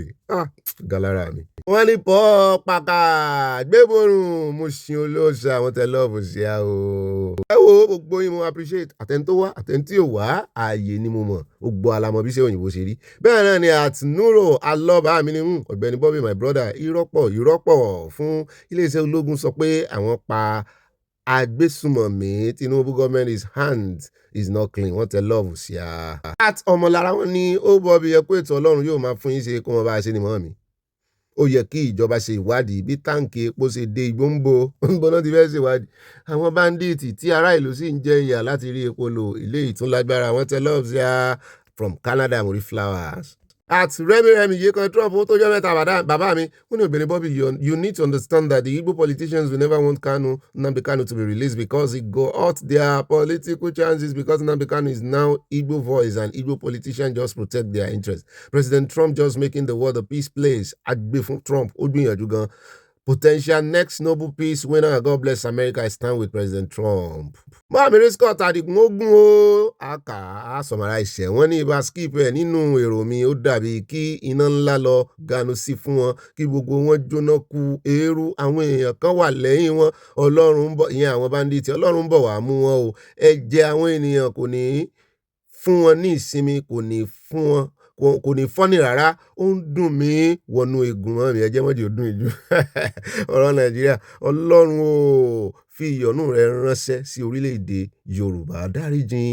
dáríjìn nínú àánú rẹ̀ jẹ́wọ́ agbára rẹ̀ lórí àwọn ìkà alábòsí mújẹmújẹ tí wọ́n gbàgbé ọjọ́ tí wọ́n yóò pàdé rẹ̀ ní ẹsẹ̀ ògbèjì nǹkan ń bẹ o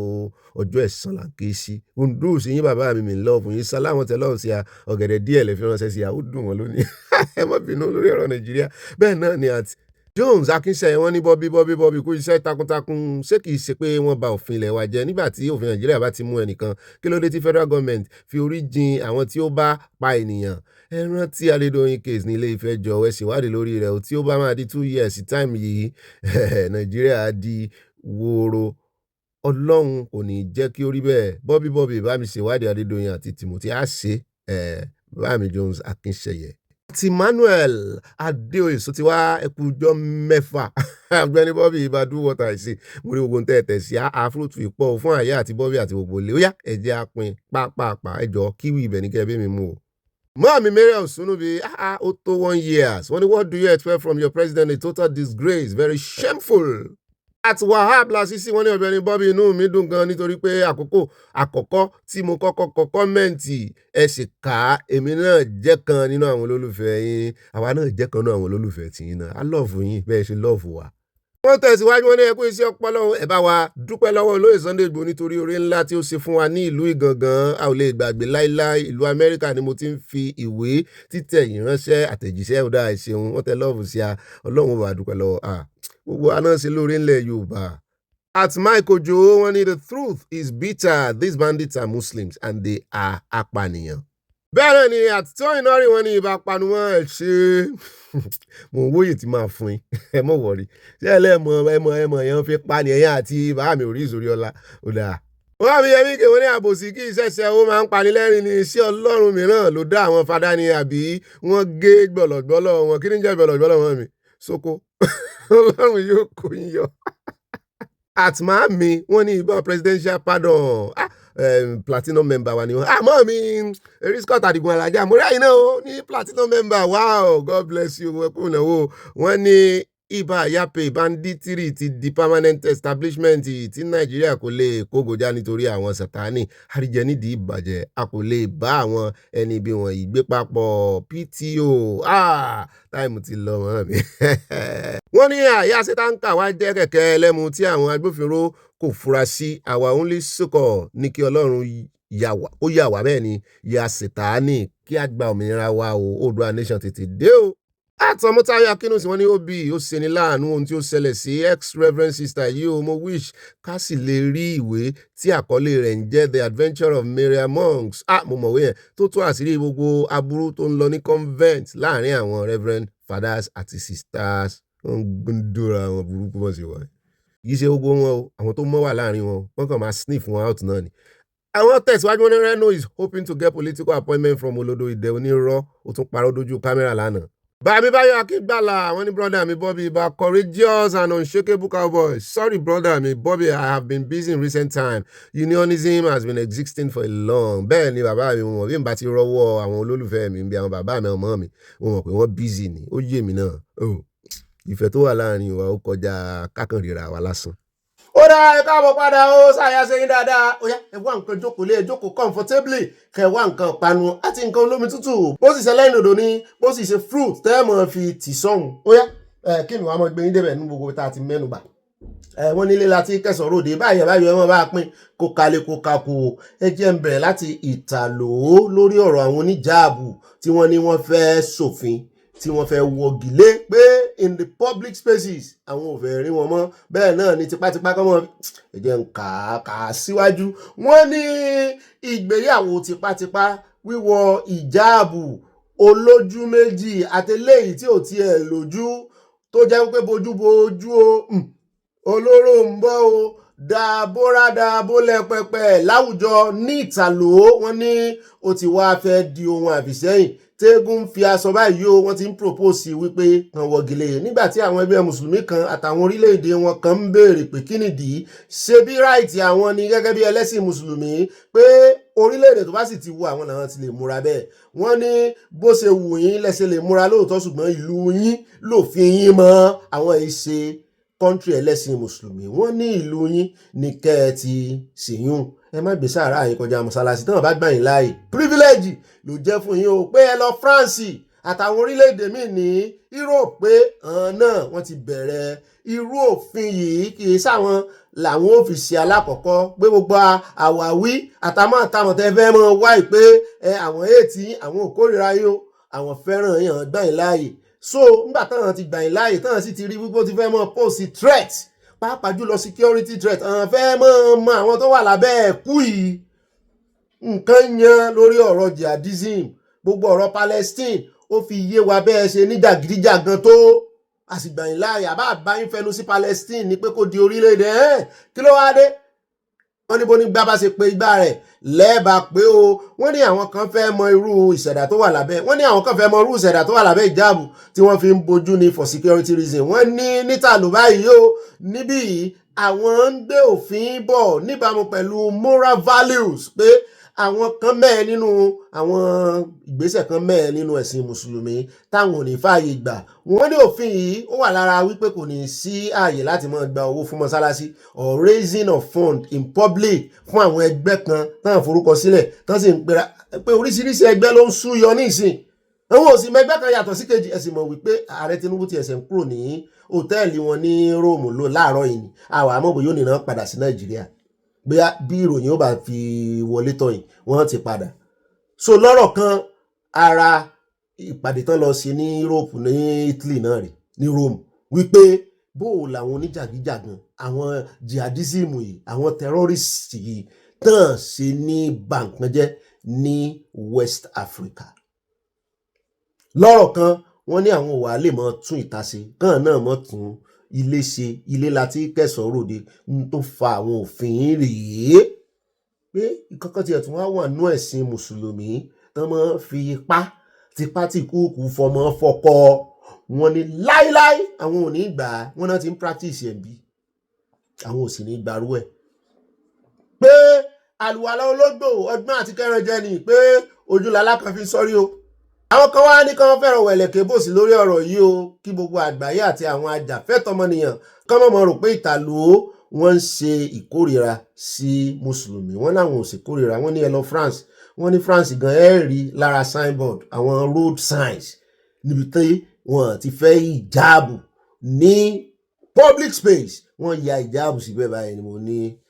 ilé ìlágbára ò bóyá àlejò bá ti ń fi àparí iṣu hàn yàn ilé ti tó lọ́nu kílẹ̀ ń bojú fún tẹ́ fi ń ṣèbí ẹ ń bá bojú kó dúró nú ilé láyé ìgbà yẹn àwọn ẹlẹ́yà tí wọ́n ń wò wọ́n ìjáde wọ́n ń lo oko wọ́n ìjáde ó bá jókòó náà fẹ́ wọn sí oko náà wà wọ́n yìí ṣiṣẹ́ kí wàá ní ẹgbẹ́ bá fẹ́ ra nǹkan ọmọ ní òrè bá wọn rà inú ilé náà ni wọ́n ṣe aṣọ́nu ilé o àwọn ọmọ wọn rí ẹ̀gbọ́n bàbá tèmi ẹlẹ́yà ni wọn àwa ọmọ wọn wo àwọn rí wọn àwa mọ̀ wọn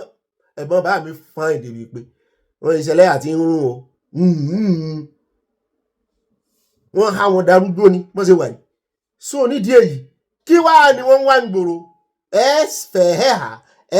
ẹ ha ọmọ ẹ ní ọmọ rẹ skul láàrin àwọn tó sí ojú ó rárá ìjọkùnrin lọ́wọ́ àlàbẹ́ kíní nǹkan tí ọ̀pọ̀lọpọ̀ àwọn tá a sì bọ̀ kàn fi kíní yẹn sí àìmọye tó máa bójú lọ guest house wọ́n á lọ gba short 1 short 2 láì wọ nǹkan kan sábẹ́ wọ́n jà sọ́yún lórí ibi ìyẹn ò sọ pé kò sí ẹlẹ́yà tó dáa o a respect ẹ̀sìn mùsùlùmí o ṣùgbọ́n n tán fi ẹ̀sìn yìí ṣe àwọn náà wọ́n ti ń rí àwọn alálàáfíà ti ń rí torí ẹ̀rọ ṣe ń ké gbàjarè ìta ẹ jẹ́ á kú òǹbẹ́ o ẹ jẹ́ á wá lọ tààràtàrà sílé ìgbìmọ̀ máa ṣòfin o níbi tí gbogbo nǹkan ti dákẹ́ rọ́rọ́rọ́ lórí wípé Natasha ó pray sí àwọn akẹgbẹ́ wípé kán wo òfin yìí kán jẹ́ káwọn jọ wò ìyà ń jẹ ọmọ Nàìjíríà pàápàá jùlọ ní Libya pé òun kọ́ lòun gbé àbádòfin yìí kalẹ̀ òun kàn fẹ́ ṣe second prayer sí ni kó o sì rí èèyàn second motion nígbà tí Ọ̀gbẹ́ni Akpabio president Senate tí ó fi béèrè lọ́wọ́ wọn wó second motion ẹ̀rín lọ́pọ̀lọpọ̀ wọn bú síná bá ń rojọ́ wẹ́wẹ́ sọ̀rọ̀ yìí ò ká yín lára ni àwọn èèyàn ti ẹ̀kọ́ kan fẹ́ fojú fò pápá nígbà tápàbíò náà ti rí ibi tọ́rọ̀ ń lọ ló bá sáré pé ṣé chief whip náà pé kí ni oyè Senator Bámidélé náà lọ́rọ̀ kan ó sà pé Senator Bámidélé ló àpá àwọn nọ́mbà 3 ń bẹ Senator Bámidélé ló sà wá tún kí wọ́n sọ di àwàdà pé kí ni second prayer tí Natasha ń pè pé kán summarize ẹ̀ fáwọn èèyàn wọ́n ṣàjọ fi ṣàwàdà wọ́n summarize ẹ̀ successfully wọ́n sì ṣe wọ́n wá ṣe wà rí èèyàn second motion ṣùgbọ́n àwọn ọmọ Nàìjíríà ti bínú wípé ṣé torí ìjà tó wà ńlẹ̀ tẹ́ ń bá Natasha àjà lẹ́sẹ̀ wá ń fi àwọn ọmọ Nàìjíríà ráre ṣé ẹ̀rù pé Natasha lẹ fi ń ráre ni kò kán Akpabio kò sì kan Senator Bámidélé o àwọn akẹgbẹ́ wọn yòókù ni o pàápàá jùlọ àwọn obìnrin tán náà wà nílé ìgbìmọ̀ aṣòfin mo ní sí òsì àǹtí King bẹ́ẹ̀ ìrètí ń bẹ̀ mọ́ ni wọ́n ní gbogbo wọn ń wò báyìí wọ́n ń rojọ́ wẹ́wẹ́ ni mo lọ́kàn wọn ò sì ń bẹ́ẹ̀ tó bá ká ní ọ̀rọ̀ owó bọ́n ṣe fowó kún owó wọn náà ń sọ ní ìsìn ni kódà kan kórìíra Natasha jù bẹ́ẹ̀ lọ ká ní Natasha ló gbé ìgbésẹ̀ yẹn tó ṣe secondary prayer gbogbo wọn ló máa sọ yes with secondary motion gbogbo wọn ṣùgbọ́n nígbà tó ti jẹ́ pé ọ̀rọ̀ tó ń sọ náà ọ̀rọ̀ ọmọ Nàìjíríà ní kí kàn wọ́n ọ̀rọ̀ mẹ̀kúnnù ò já wọn lára ibi tó ti mú inú bí ọmọ Nàìjíríà rè pé kí ló dé bẹ́ẹ̀ bá tiẹ̀ wà ń bá Natasha jà ọ̀rọ̀ tó gbé kalẹ̀ kì í ṣe pásánà ọ̀rọ̀ tiẹ̀ ló gbé wá ọ̀rọ̀ tó kan ọmọ Nàìjíríà ni na ọmọ Nàìjíríà kan náà bá ń sọ wọ́n ní ṣe bí àjọ naptip àti àjọ nidcom níbi tí ìyáàfin eré àdàbírí tí wọ́n wà ṣe báwọn ti mójútó àwọn ọ̀rọ̀ yìí àwọn máa ń rí gbogbo ẹ̀sàmpù yìí ṣùgbọ́n tí aṣòfin bá ní ẹ jẹ́ káwọn ṣòfin tí ó jẹ́ kíṣẹ́ ìyá kí ló burú mẹ́ ẹ jẹ́ àwò bó ṣe lọ ná. Additional prayer, please. Additional prayer, yes. Thank you, Senate President. I'm Senator Natasha Kuduaha, representing the people of Kogi Central. I do have an additional prayer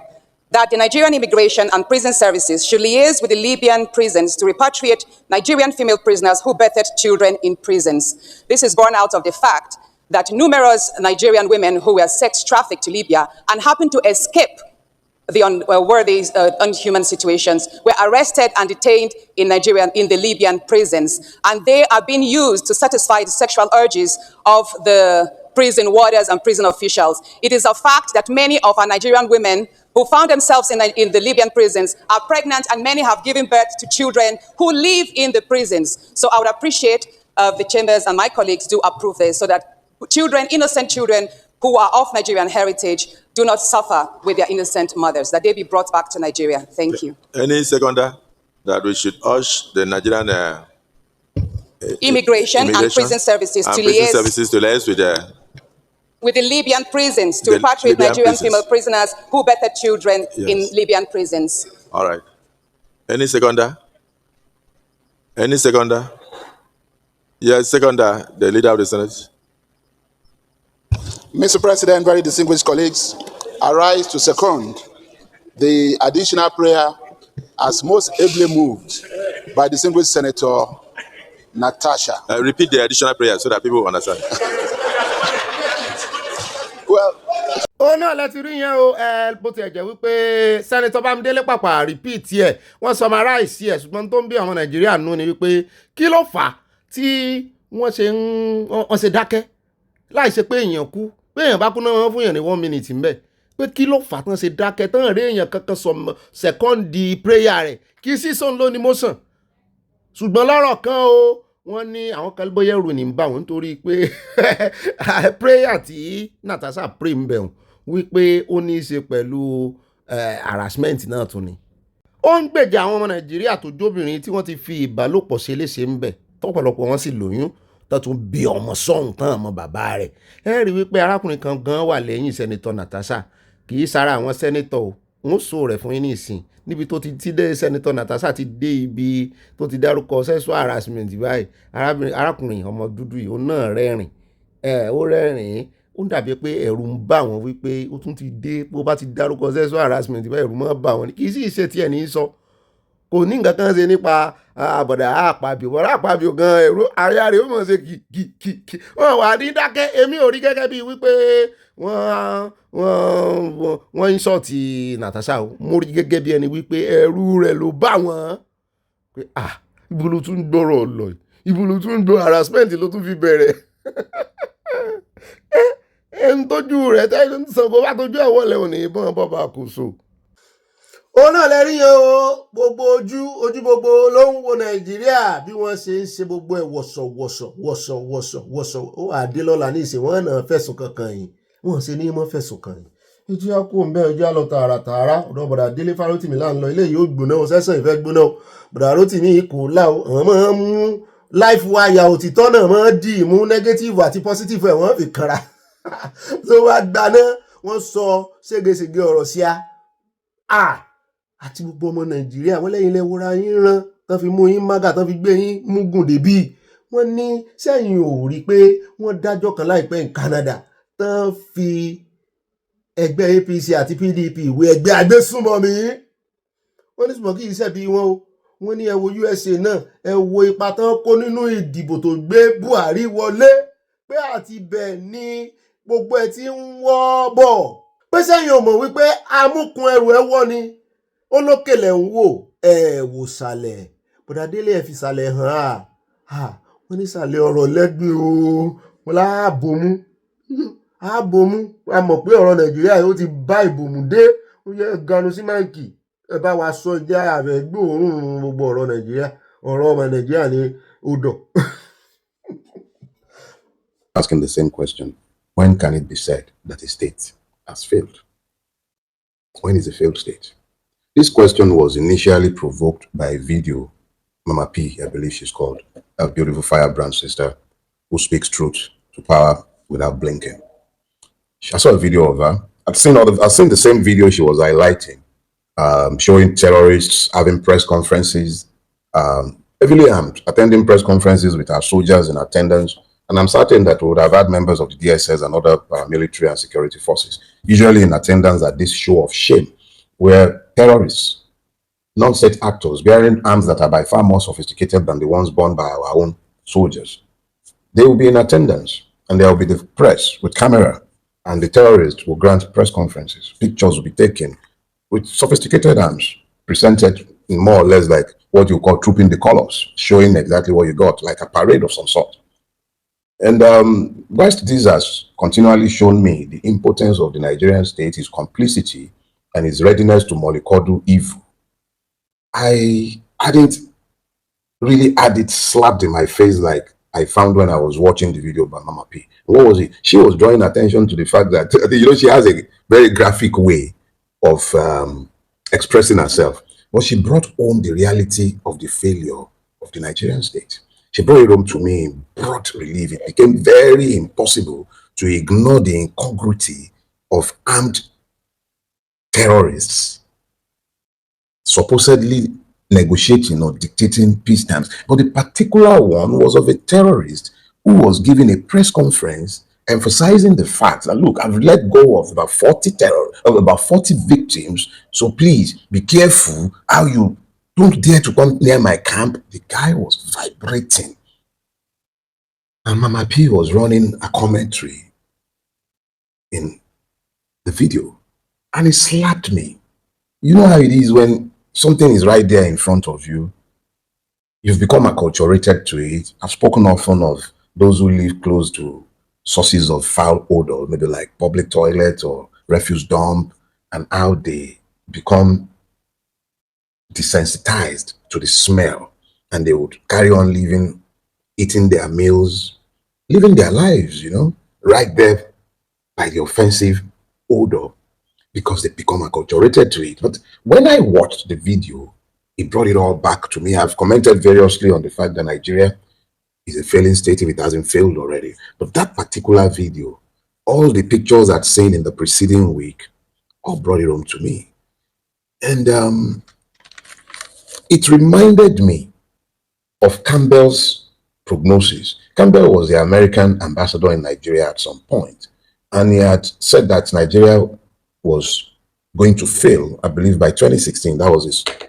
prediction, which I believe was also based on some CIA scenario that had been drawn up, some CIA estimation of the likely point of Nigeria's disintegration. Now, I would not have bothered myself to go on this tangent, but there are some of you who are certificated idiots. My French, you are completely incapable of connecting threads. So let me clarify that point. The CIA and John Campbell were busy gaming the end of Nigeria in 2016, but the same CIA and the USA were part and parcel of the evil ones who brought about the APC. The APC is essentially a creation of Nigerians' stupidity and American evil complicity. It is not by accident that a Canadian court concluded that the APC and the PDP are terrorist organizations. This is because of the fluidity of membership. But the reality is that the true terrorist organization is the APC. It is on record. Various members of that organization, former members of that organization, that they imported terrorists into Nigeria in the lead up to the 2015 election. So it is not a surprise that the US, which was complicit in that evil, would have been gaming the destruction of Nigeria by 2016. So before the CIA will tell you Nigeria will collapse by X time, it is because they have looked at multiple factors, including the ones that they have set in motion to draw the conclusion that this is the likely date. The only thing they did not factor into that plan was Jonathan's cowardice. Cowardice in the sense that Jonathan did not act like the typical African dictator or African ruler. He blinked. He congratulated Buhari. He walked away. Elections that are nowhere near as close as the 2015 election have been rigged in Nigeria and nothing happened. The 2023 election is an example of brazen theft, but nothing happened because the system was designed to ensure that that was what happened. 2015, Jonathan blinked and left. If Jonathan had not left, the imported terrorists were meant to do the job predicted by the CIA and Campbell. Get that clear and let it sink in. This is important in the light of the current efforts in the US to intervene in the Nigerian mess that they created with all this their noise about Christian genocide. And don't worry, I'm not one of those denying the genocide. I've been calling attention to it for some time. There is a genocide going on, but that genocide is engineered by those who are today making noise about getting rid of the genocide. So let us be clear that it is for you to open your brain, because if you do not use your brain, they will use your head. So now, I remembered what Campbell had said in the light of the reality of what Mama P was pointing out. The reality is that there are multiple reasons to believe that the Nigerian state is failing. Now, when is a failed state? When a government loses control over a monopoly of violence, that state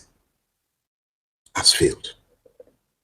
The reasons for the loss of control are another ball game, and we should examine them so that we can reinforce the point that this is a failing, if not a failed state. But my purpose is not to just tell you that it is failing or that it is a failed state. We'll come to the point of action. This is not about belly aching. Our situation is urgent as it is critical.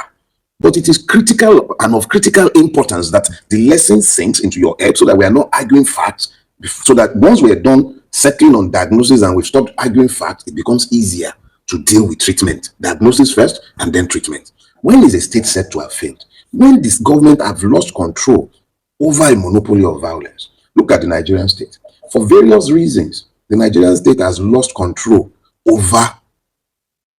violence, the monopoly of violence in its territorial space for various reasons. Let me show you. In the northern part of Nigeria, let's start from the northwest. The Nigerian state began to lose control of the northwest in the lead up to the 2003 elections, when the likes of Yerima weaponized Islam and declared Sharia, and Olusegun Obasanjo declared it political and ignored to enforce the law. Islam was weaponized. That was the critical factor leading, directly responsible for the emergence of Boko Haram. That was the beginning of state-sponsored terrorism in northern Nigeria. And that was the gateway by which almost every jihadist group in northern Nigeria began to grow. Violence was licensed by the state governors in pursuit of re-election in 2003 and in sustenance of their powers for 2007. It was the beginning of the violence and the loss of control of monopoly of violence in northwest and the northeast. The same madness traveled down into the middle belt because of state complicity. I'll remind you of Commodore Lawumi's open testimony. Open testimony before in the channel studio, where he made it clear that there are persons within our government as at 2016 who were complicit in the sponsorship of terrorism. Buhari knew this. The entire government and security apparatus were aware of this. They did nothing. The madness seeped downward into the Benue. That is on one hand. That is a simplistic way of showing you the madness. That is one. In the South, the politics of secession led to the militancy that consumed the Air Marshal, and that led to the creation of the boys in the creeks, who are essentially political thugs when they set out. Today, some have become kings. Some are busy wearing jalawaya up and down the place and declaring themselves to be mujahideen. But that was the advent of the madness in the South. Militia, that was set up for politics, who began to license piracy and madness in the creek, and the Nigerian state has never regained control. ó dáa ká mọ́ dènà pẹnu òótọ́ ọ̀rọ̀ lẹ́tí gbọ́ lẹ́nu bọ̀dà farotimi wípé àwọn ò sọ wípé àwọn ò ní deny fact wípé genocide wà àbí kò sí, pé ó wà dáadáa ní nàìjíríà, pé gbogbo àwọn tó bá ń deny ẹ̀ kan lọ gbẹnu dákẹ́, ṣùgbọ́n kò sẹ́yìn àwọn tí ń pariwo wípé genocide wà ní nàìjíríà. Àwọn náà ṣe kí ni wọ́n ní USA wà complicit, wọ́n ní complicity wọn ó dákún wàhálà, wọ́n ní ibi tán sì gbà wọlé ní ìgbà tí Jonathan tí wọ́n fi lé Jonathan kó ń bẹ̀. Wọ́n ní Jonathan náà ṣe bí ojo, ṣùgbọ́n àwọn ò lè bú, ṣé kó tún wá ṣe bí àwọn ààrẹ yòókù ní ilẹ̀ aláwọ̀ dúdú tán fẹ́ gbéjọba lẹ̀ ní tí Cameroon wà ń bẹ̀ bíyà tán bá fa sùrùtù ní ìsìn àti ìmọ̀ ẹni tí ó borí. Wọ́n lé ìkan jáde ní Madagascar, bó ti jẹ́ pé yẹn àgbọ̀ pé yẹn ti pẹ̀ ń bẹ̀ ọmọ kékeré ni, à ń bọ̀ nù ròyìn yẹn. ń tán wá ń jẹ́ oyé wa náà ni pé genocide wà o, gẹ́gẹ́ bí orílẹ̀-èdè Canada tó wà lára àwọn tó tún pariwo ní ìsìn wípé àní wọ́n ń pa Kristẹni. wọ́n sì ti sọ tipẹ́tipẹ́ wípé àní àwọn ẹgbẹ́ òṣèlú yìí tó ń ṣèjọba lẹ́yìn lórí, wọ́n ní ẹgbẹ́ agbésùmọ̀mí nìyẹn. bọ̀dá Délé Fárótìmí náà wọ́n la ọ̀rọ̀ mọ́lẹ̀ wípé gangan náà wà ń di agbésùmọ̀mí, náà sílẹ̀kùn fúlé gbogbo náà lam fact. Tá a bá kàn merry-go-round lórí àwọn ọ̀rọ̀ yìí, lórí àwọn àṣírí tó ti wà open already, yóò kàn dàbí ẹni pé a tún waste time ara wa sí i. Nítorí ẹ̀ náà ṣe ń fọwọ́ kan orí wọn pé ẹ jẹ́ ká lo brain wa, ká lo sense wa. Wọ́n sì ní àwọn ọ̀rọ̀ yìí ò nítumọ̀ sáwọn tẹ́lẹ̀, ó kàn dàbí ẹni tó ń gbé Lọ́jọ́ta níbi tó ń dàdọ̀tí sí, sẹ́wọ̀n pé gbogbo eré àyẹn mọ̀ ń rùn, pé ẹni tó bá kọ́kọ́ dé tó bá ṣẹ̀ débẹ̀, pàápàá jùlọ ẹni tí máa ń bọ̀ látà brọ́dù, yóò ní lára láti ra gálà Lọ́jọ́ta láti mọ̀ jẹ́nu mọ́tò, àfi tó bá wá iná pátápátá. Ṣùgbọ́n àwọn tó ti ń gbé lágbègbè ibẹ̀ tí ń fẹsẹ̀ rìn, tí ń gorí bíríìjì ẹlẹ́sẹ̀, tí ń sọdá, tí ń lọ, tí ń bọ̀, tán ń wọ mọ́tò, àwọn èèyàn lè jẹ gálà ńbẹ̀ torí ó ti mọ́ wọn lára, kì í ṣèbú. Ó ní ìwà ìbàjẹ́ yìí ti mọ́ àwọn ọmọ Nàìjíríà lára, àtàwọn náà ó tán ti rí gẹ́gẹ́ bí normal thing. Àfìgbà tí Mama P àti ẹ̀mọ̀ bóyá ti filẹ̀, bóyá ti bá àwọn àbáṣẹjọ́ mọ́ ẹgbẹ́ àbúrè tó ń bá fa wàhálà ń gbà náà, pé àfìgbà tí Mama P tó wá sí ojú àwọn sí wípé mo ló ga ò, mo lẹ́yìn náà ẹ̀yin náà ẹ ṣe gàdà, ẹ̀yin náà ẹ ṣe pápápá, ẹ jẹ́ kájọ gba ìran wa lẹ̀, kájọ gba ẹ̀yà wa lẹ̀ náà. Ilé láti kẹsàn-án ròde, ẹ̀yin àti Sowore ọmọ Ìgbò lẹ̀ mọ́ gbèsè lẹ́yìn, ẹ wá fọwọ́ kún wa kájọ gbogbo ń tà bá ṣe dáadáa, ẹ̀yin náà ẹ wá fẹnu sí ẹ fọwọ́ kún. àjọjẹ ní dùn, ẹ jẹ́ àjọ kọ́wọ̀ọ́rín àkọ́wọ̀ọ́rín ọmọ ejò ní jọmọ ejò ń yà, ẹ lọ ọ̀tá ẹ lọ ń gbèjà ara àta, ẹ tí ì ṣe ti lé tán. Ó ga o. Ó dá o, ẹ káàbọ̀ padà náà lẹ́tí mọ́ lẹ́nu bọ̀dà Délé rẹ̀ rí pé wọ́n ju òótọ́ ọ̀rọ̀ láìfọ àyà ìrìn jùlẹ̀. Ẹ jẹ́ kó mẹ́, ẹ jẹ́ wá dé Ìbàdàn, ẹ jẹ́ á dé ọ̀dọ̀ bàbá wa Alhaji Oríyọmí. Ọ̀yọ́ ń pè ọ́, àyà ní bóyá Ìbàdàn pè ọ́ ni ó jẹ́ tó bá yá, torí Ìbàdàn náà máa tó di state o. Wọ́n ní ẹ kò ní àbí Ọ̀yọ́ ń pè Oríyọmí lóòótọ́, àbáwọn náà ń gbóhùn ara wọn. Mo ní kí ni àti Alhaji Oríyọmí kọ sí ohun tó ń dún létí wọn yìí? Ṣé Ọlọ́run rán Oríyọmí sí politics? Àyà ní kò sẹ́ni tí ò lè gbégbá àdìbò, pé ọ̀rọ̀ Ọlọ́run rán Ọlọ́run rán, Ọlọ́run tí ní gbogbo ń tá a bá dáwọ́lé ni ó yọrí sí eré. Mo jẹ́ káwọn èèyàn dẹ́rù bọ̀ ọ́. Àyà ní tó bá ti ní ìgboyà pé gbogbo ohun ni ṣíṣe, pé kọ́mọ̀dún mọ́ orúmọ ẹni ẹlẹ́ni. Mo ní ọmọ Adédìbú Pẹ́ńkẹ́lẹ́ Mẹ́sì, Minister of Power, òun mọ̀ ti sọ pé òun ló kan ojú táwọn èèyàn fi ń wò ní ìsìn gan, wọn fojú mínísítà wò mọ́, ojú pé gómìnà the next gómìnà. Ó sì mọ̀ pé ẹgbẹ́ APC ló ti fẹ́ lọ dupò. Ó ní kí ló ṣe Oríyọmí náà tó náà bá lọ dupò nú ẹgbẹ́ APC, pé ta ló sọ pé mo ní wọ́n fi àyíníke yí àyíní padà bàbá sọ̀rọ̀sọ̀rọ̀ ń bàbá wọ́n yìí sí politician. Ó ní kò sẹ́ńtán bí as politician, èèyàn náà ó tẹ̀sẹ̀ bodò ni kó tó mọ́ kígbe òtútù mú ní àyà. Ṣé wọn náà fẹ́ ṣe politics ló ti ń sọ̀rọ̀ bí politician? Ó ní ọ̀gá mi, òun ló mọ́ gbèrò yín wọn, òun mọ́ bọ́ sí wọ́n ṣe, pé kí Alhaji Oríyọmí kan múra lẹ̀ láti kọ irọ́ mọ́ òtítọ́ tán mọ̀ tẹ́lẹ̀. Mo ní ṣe lóòótọ́ ní bẹ́ẹ̀ ni, torí àwọn onírọ́nà fẹ́ lọ bá tó yìí. Ṣé bẹ́ẹ̀ náà mo máa ń sọ pé kéèyàn mọ́ rìn sàn níwájú ẹni tí ò bá rìn sàn. Mo lè mí níwọ̀n nìkan parọ́. Ó ní ìtumọ̀ rẹ̀ ń tẹ̀ ń sọnù ọ̀gá mi. Béèyàn bá ń parọ́ fún ọ, ìwọ náà mọ́ nà tán fún un. Irọ́ ń parọ́ fún rọ́ ni. Àbí mo ní ṣé wọn wà ní kọ́ Alhaji ní irọ́ báyìí. Alhaji ni wọn lè kọ́ àwọn rọ́. wọ́n ti ẹ̀tún fẹ̀sùn kàn wọ́n pé wọ́n lè win ní community wọn constituency wọn mo fẹ́ sọ Alhaji náà àwọn máa win jù bẹ́ẹ̀ lọ pé yóò sojú gbogbo wa àwọn tó ti wá ń sọ pé àwọn ló kàn ń kọ́ wọ́n ní kì í soyè ìdílé kò kàn yàn kankan ẹni tọ́yọ̀ bá pè ó pè náà nù pé Ọ̀yọ́ náà rí ti ń ṣẹlẹ̀ wọ́n mọ àwọn tó yẹ kán pè mo ní threat lẹ́ẹ̀jẹ̀ fún àwọn tí wọ́n ti rò pé easily làwọn ò wọlé o bá mi ẹ dànù sí Mike ẹjẹ agbóhùn lẹ́nu Alhaji Oríyọmí. tẹ́lifíṣẹ́ èmi kékeré ni o ṣùgbọ́n Ọ̀yọ́ PO has come to stay and Ọ̀yọ́ PO is not for Oríyọmí Hamzat èmi kọ́ ni mo ní Ọ̀yọ́ PO go and make your research go and make your research èmi kọ́ ni mo ní Ọ̀yọ́ PO o èmi kọ́ o ṣùgbọ́n bí Ọlọ́run ẹwà tí lọ́tẹ̀ ti sọ wọ́n wà bá mi wọ́n gbé kámẹ́rà sójú mi wọ́n sọ oríṣiríṣi sẹ́ẹ̀dì kí n jáde pé mo ṣe tán tí báwo tó fẹ́ dìbò kálukú wọn sọ pé àwọn ti ṣe tán àwọn tí ó contest wọ́n ti ń sọ oríṣiríṣi nǹkan wọ́n ti ṣé mo change tí mo ṣe tẹ́lẹ̀ ni ọ̀pọ̀lọpọ̀ àwọn tó fẹ́ dìbò tí ń jáde báwọn ṣe tán náà tẹ́ẹ̀rì mi kí n jáde ni tẹ́ẹ̀rì mi kí n jáde ṣùgbọ́n ẹ̀yin náà mọ̀ pé tó bá dásìkò bò some people are waiting for my voice some people are ready to go where I ask them to go enemy ilé win the world mi let's wait till that time àní aráàlú fẹ́ mú láàrin wọn wọ́n fẹ́ tó gbọ́ èdè wọn somebody who can speak their language wọ́n fẹ́ ẹni tó ní etí wọn wọ́n fẹ́ ẹni tí ọmọ kọ̀rọ̀kọ̀ ń dùn wọn wọ́n fẹ́ ẹni tí kì í ṣe political philanthropist ẹ̀yìn condemn yìí nínú ọ̀pọ̀lọpọ̀ olóṣèlú náà fi wọlé wọn ò fẹ́ popular jingo wọn ò fẹ́ mọ̀kẹ́ popular lórí rédíò they don't want a radio presenter for radio popularity they don't want it television popularity they don't want it they want somebody with them somebody láàrin wọn ó dáa tẹ́ bá tẹ̀ wá pé èmi lọ́yọ́ pé ṣé èmi ní sọ̀rọ̀ lébù èmi ní ṣe senator èmi ní ìtùnú rẹ́ẹ̀pù ni kí ni tí ń bà yìí lẹ́rù kí lẹ̀ ń sáré kì í fún kí lẹ̀ kẹ́hìn àtàkì Oríyọmí fún kí tó wáyé pé Oríyọmí jáde tó bá fẹ́ win ẹjọ́ win tí ó bá win ẹ fílẹ̀ tí àwọn tó jáde tí wọ́n win election tí wọ́n kú òláyé ni stop discouraging people tẹ́lifíṣẹ́ èmi kékeré ni o ṣùgbọ́n Ọ̀yọ́ PO has come to stay and Ọ̀yọ́ PO is not for Oríyọmí Hamzat èmi kọ́ ni mo ní Ọ̀yọ́ PO go and make your research go and make your research èmi kọ́ ni mo ní Ọ̀yọ́ PO o èmi kọ́ o ṣùgbọ́n bí Ọlọ́run ẹwà tí lọ́tẹ̀ ti sọ wọ́n wà bá mi wọ́n gbé kámẹ́rà sójú mi wọ́n sọ oríṣiríṣi sẹ́ẹ̀dì kí n jáde pé mo ṣe tán tí báwo tó fẹ́ dìbò kálukú wọn sọ pé àwọn ti ṣe tán àwọn tí ó contest wọ́n ti ń sọ oríṣiríṣi nǹkan wọ́n ti ṣé my very good friend Abdulrasaq Abdulgani Mr. Chiare ẹ wo bí ọkùnrin yẹn ṣe dáa tó níwà àti níṣe tọ́jú ọmọlúwàbí ẹ wò gbà tó ti ń jáde tẹ ẹkọ̀ tẹ́ ẹ̀ fún tíkẹ́ẹ̀tì torí ẹ̀sìn mọ̀ tó ṣe dáadáa ẹ mọ̀ kó súnmọ́ aráàlú ẹ mọ̀ pé àárín aráàlú ló wà the greediness and this attitude of politicians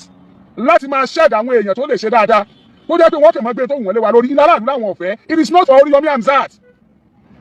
tí wọ́n bá sì mú mi tọ́lọ́ bá ní ṣe ẹ̀ tó bẹ́ẹ̀ kí n mọ̀ ṣe tọ́lọ́ bá sì ní mọ̀ ṣe gbogbo ayé ò tó bẹ́ẹ̀ pé kí n ṣe what's our problem tó ẹ̀dọ́jú ìbọn yín kọ bò mí ẹ mọ̀ yìí sọ̀rọ̀ tiwa àwọn òsínú ẹ̀tẹ́ ìdán contest o dú ọ̀dà ilẹ̀ yìí fẹ́ ṣe ẹ fẹ́ yìnbọn pa gbogbo ayé ẹ̀yin àtàràlú ẹ fẹ́ contest kì í ṣe ẹ̀yin àtOríyọmí o aráàlú lọ́yọ̀ ń pè ọ́ it's not Oríyọmí o tí Ọlọ́run bá sì sọ pé Oríyọmí ọ̀yá ní ìsinú ẹni tí èèyàn lè lo àlùmọ̀tọ́rọ́ yín fún kọ́ra fi máa gbé discourage they don't discourage me tàràlú bá lọ yá wọ́n lè fẹ́ ẹni tó wù wọ́n kalẹ̀ èmi ọ̀ tẹ̀lé mo sọ fún yín ni pé gómìnà Ṣèyí Mákindé sọ pé láàrin aráàlú àti ìjọba àtẹ̀yìn olóṣèlú níbo tí ń bọ̀ èmi faramẹ́ tàràlú bá fà kalẹ̀ ẹ gbọ́ mi yé mo faramẹ́ tàràlú bá fà kalẹ̀ gbogbo ẹ̀yin tẹ̀sí ń gbẹ́wò ní pé Oríyọmí tí ló wọ́n jáde owó win ẹ gbé láti bẹ̀rẹ̀ I said if pé tí mo bá jáde màá win ó dá ṣé kí n sọ pé tí mo bá jáde ní win ni ṣé èmi ò wà nílà káyè bíi tiyín ni nígbà tí ń dùn yín ṣé kí n sọ pé tí mo bá jáde ní win ni ẹ̀yin náà bá ń sọ ẹ̀yin lè sọ bẹ́ẹ̀ ṣèyàwó yín lé lórúkọ ẹni òní bí ẹ lè làtò kẹlẹ́ ní dé tí ẹ bẹ jáde kẹlẹ́ ní wọlé ẹ̀yin Tinubu tíyàwó yín bá lóyún lọ́sọ̀ láyọ̀ bẹ́ẹ̀ bá làjọ ẹ̀ dé bẹ́ẹ̀ bá wọlé ẹ̀ jáde bẹ́ẹ̀ sì jáde ẹ̀ wọlé àjáde wọlé òní tọ́sẹ̀ yìí náà èèyàn máa sọ tó dá síra rẹ̀ ni o gbogbo tó trend lánàá ẹ̀ ṣe oríire ẹ̀ tún gbélé yìí náà Oríyọmí ló wọ́n jáde wọ́n wọlé aráàlú àti olóṣèlú ló fẹ́ dìbò aráàlú àti olóṣèlú ló fẹ́ dìbò ẹni wọ́n bá sì fà kalẹ̀ ilé mi ọ́ tẹ̀lé èmi ò ní tẹ̀lé olóṣèlú this time around ẹni aráàlú bá fà kalẹ̀ ni wọ́n tẹ̀lé ẹ̀yin aráàlú wọ́n ti wá ní illiterate lẹ́yìn bàbá yìí wọ́n ní illiterate lẹ́yìn màmá yìí ó dàtẹ́ tó olóṣèlú ti ń bẹ́nu yìí wọ́n náà mọ̀ kankan and I want you to show them that you are despite the fact that go university and polytechnic or so you illiterate ẹ jẹ́ kó yé wọn when it is time ẹ jẹ́ kó yé wọn wípé bí àwọn ṣe wà illiterate láspẹ̀tì wọn ilẹ̀ yìí náà wà illiterate láspẹ̀tì yín á wà á pàdé lórí sókàn wá ẹ tún lè pè bẹ́ẹ̀ ṣe pé bẹ́ẹ̀ bá ṣe pé á máa dá yín lóhùn ó wà nílẹ̀ gan ni o ó wà nílẹ̀ gan ni o ọmọ Ìbàdàn ni mí ní Olúyọ̀lé níbi olè gbé dàrí olóhùn ọmọ agbọ́ sásá mọ́sá ọmọ gbọ́dọ̀ yàyè máyà ọmọ agbọ́ kìjìkìjì ẹsẹ̀ mọ́ta kìjì tí ọba jẹ́ ni ọba yá ayẹni tí ọba jẹ́ ni ọba yá jẹ́ ni ọba san jẹ́ ti gbọ́ ẹ mọ̀ dẹ́rù bà wá owó ìdárù kìíní náà darúgbó. Ọlọ́run láti gbọ́ yẹn bọ́sẹ̀ mi náà ni wọ́n fara ya èmi tí ẹ fẹ́ kéèyàn discourage mi o lè advice mi mọ̀ dẹ́rù bà mí mọ̀ fẹ̀rù wà kó n tí mo yé ti jù láyé mi n tí mo yé ti jù ni mi ò bẹ̀rù pé kí n gbé gbèsè kí n fẹ́ẹ̀lì n ò bẹ̀rù ẹ̀ ó fẹ́ mọ́ bẹ̀rù ọmọ tí bá ń bẹ̀rù failure ni mọ́ fẹ́ẹ̀lì níbi tá a bá dé yìí, níbi tọ́lọ́run gbé wa dé nílé ayé yìí, tá a sì mọ̀ pé Ọlọ́run ló wà lẹ́yìn wa tí ń tì á lẹ́yìn láwọn àwọn ìbẹ̀rù gbèsè bá a bá ti tọ́lọ́run bá ti sọ fún wa pé gbé agbénu kò sí ní téèyàn lè sọ mọ́. Ọlọ́run wà láyé Ọlọ́run mọ̀ gbogbo Ọlọ́run bá ti ní gbé tá a sì mọ̀ bá a ṣe ń gbóhùn rẹ̀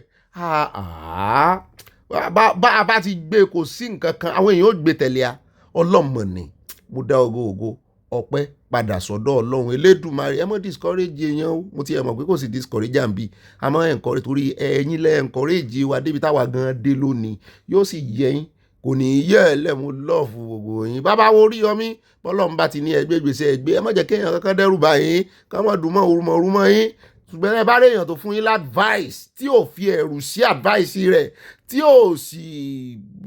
gbé bí ẹni wípé òun pàṣẹ fún yín tó fi ṣe pẹ̀lẹ́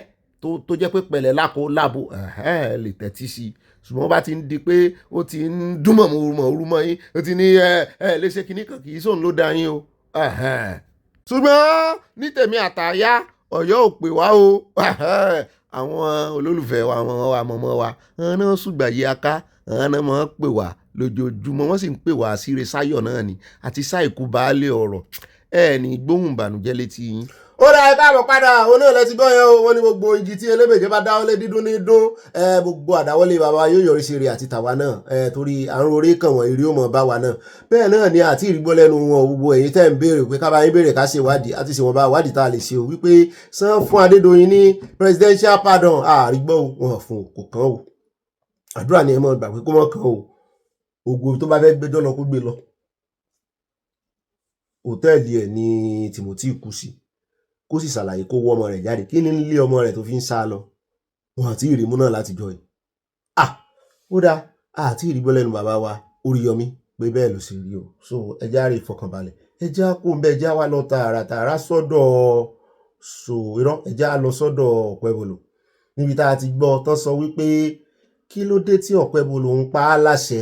fún àwọn kọmíṣánná rẹ̀ wípé ESCO meeting náà fẹ́ ṣe yìí pé anybody tó bá wà nínú wọn tí ò bá dé fìlà Tinubu aṣíwájú cap wípé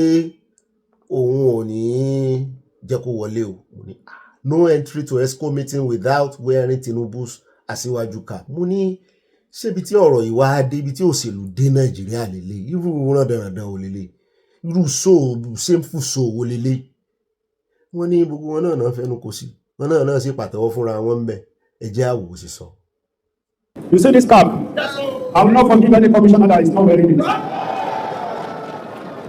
In ESCO, if you are not wearing suit and you are wearing traditional dress and you are coming to the ESCO without this aṣíwájú cap. òun náà láti rí abẹ́rẹ́ ibi tí wọ́n fi àwọn èèyàn wọlé dé tó bá kò lórí kọmíṣánná yóò bọ́ sí gbòòrò yóò mọ̀ sọ fáwọn ìyá lọ́jà àwọn bàbá lọ́jà yóò mọ̀ sọ fún gbogbo àwọn aráàlú pé bẹ́ẹ̀ bá ti dé fìlà ọ̀gá àwọn òun ò ní ṣèjọba dáadáa fún yín ó ń bọ̀ nbẹ́. àwọn èèyàn sọ̀rọ̀ náà wọ́n ní you can abuse him as you like but a man who get his state into coastal road when his state is not even a coastal state more to the road is now being redesigned to include his state dey play. ara àwọn tí wọ́n ti fi búrẹ́dì kò lómi ọbẹ̀ lọ ló sọ̀rọ̀ yẹn ó ní òun wà lẹ́yìn Okpebolo tó ń ṣùgbọ́n ẹni tó kọ́kọ́ sọ̀rọ̀ lórí agbágbé yẹn ó ní sàn fẹ́ sọ ìṣèjọba Nàìjíríà di fashion show ni mo ní tá a bá rí n tó worst ju fashion show lọ wọ́n ti sọ di pé níbi tó yẹ kán máa elevate ideas ẹ wá wo ohun tó ń sọ láàrin ara wọn bọ́n bá dé fìlà àjọba ṣé dé fìlà àjọba ló mìíràn pé wọ́n wà lẹ́yìn ìjọba ni wọ́n lè tanra wọn ṣùgbọ́n kò jọ alójúmọ́ n tó jẹ́ abnormality tó jẹ́ misnomer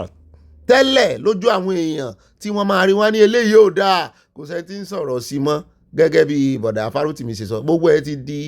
normal tí wọ́n ti normalize impunity ní Nàìjíríà ẹni tí ń bẹ̀bẹ̀ ó bẹ̀bẹ̀ ní ọwọ́ àwọn èèyàn wọlé ni kó tó di gómìnà náà ti wá dórí agbára kí ni mọ̀ ṣe wọ́n tán mọ̀ gbàgbé àtúbọ̀tán náà má ṣe o àbí tí mi náà bá débẹ̀ wọ́n gbàgbé ni kò yé mi o n ò lè gbàgbé gbogbo wọn náà ń ṣe o kí la fẹ́ sọ lórí ilé ibi tá a ti ń sọ yẹn lọ́wọ́ náà ni bàbá Bọ̀dé George àtàrákùnrin kan tọ́jọ́ wà náà ẹgbẹ́ PDP náà ti ń nà ká síra wọn lọ́wọ́ ẹ̀mọ́ lójú sẹ́wọ̀n pé lánàá àwọn ń bá nǹkan tẹnugun àti gómìnà kan náà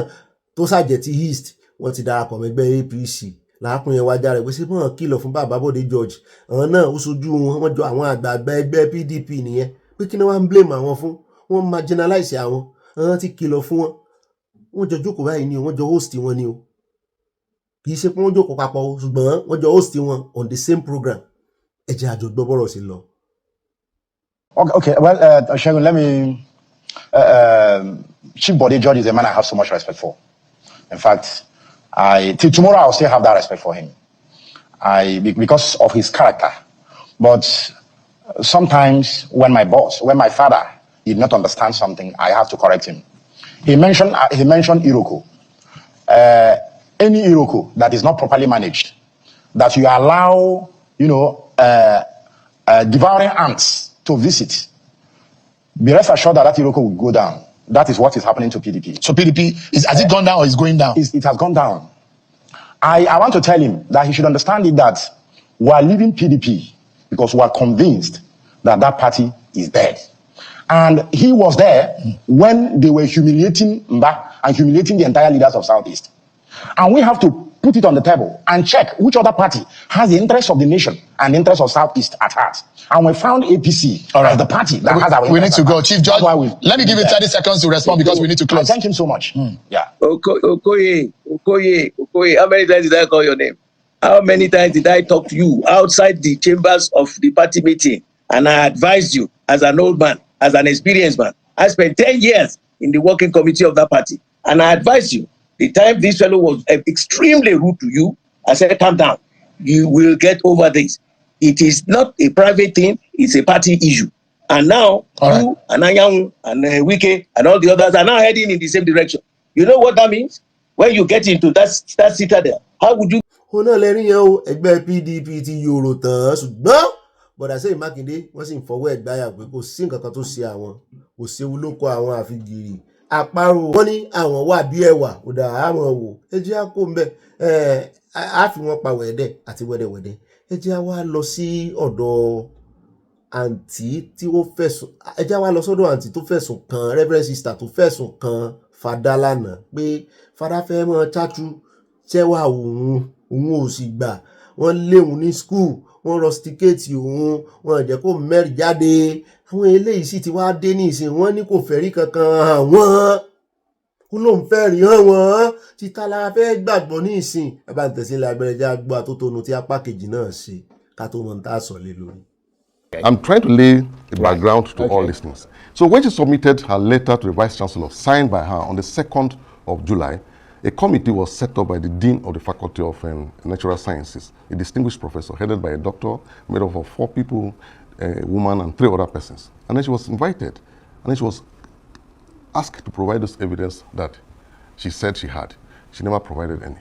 Well, she says she did. She said they summoned her before a panel and tried to pressure her to give up the case instead of investigating it, even though, these are her words, she submitted audio and video recordings as evidence. She said that was how Veritas University responded to her allegation. No, I mean, she appeared before the panel. She was given an opportunity to provide the evidence that she said she had. She never provided any evidence that clearly indicated that somebody had harassed her. Well, she says the HOD was called before the panel, and he claimed she was trying to set him up. She was trying to set him up, and the panel seemed to agree with him. Well, I don't know who called the HOD according to her, but don't forget that former Sister Nancy's narrative, especially in these past few days, is born out of content creation, because she already admitted that she's now a content creator. And then content creation is not guided by facts. So her narratives try to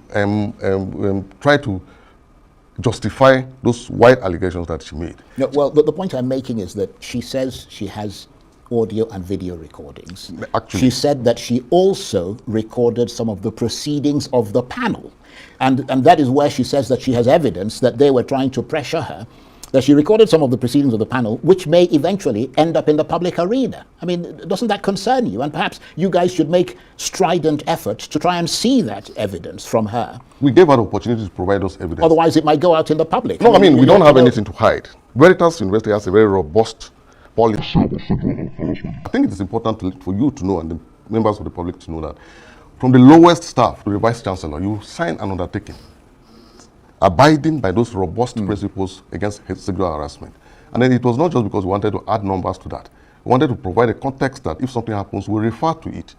And I mean, if we do that to other people who are not nuns, I mean, this is natural that we should be effectively, I mean, it's effectively reprehensible that a nun. But you do know there are two sets of sexual harassment allegations. Our policy covers all the sects, whether 2, 3, or 4. Yeah, well, what I'm saying is that one is against a head of department at Veritas, the other is against priests in the Catholic Church. And both are connected in the sense that they are both part of the institution of the Catholic Church. The Catholic Church has the capacity. I know it's not, I mean, the priest thing has nothing to do with you directly. I don't want those But what I'm saying is that one would think that in such a situation that involves potentially reputational damage and maybe even a lawsuit, that the university would be less dismissive and more inclined to institute robust investigations. Has that been done? You are assuming that investigation. No, I'm asking you a question. I'm not making an assumption. I'm just telling you that a panel was set up, headed by a doctorate degree holder, by the dean of the faculty that she belonged,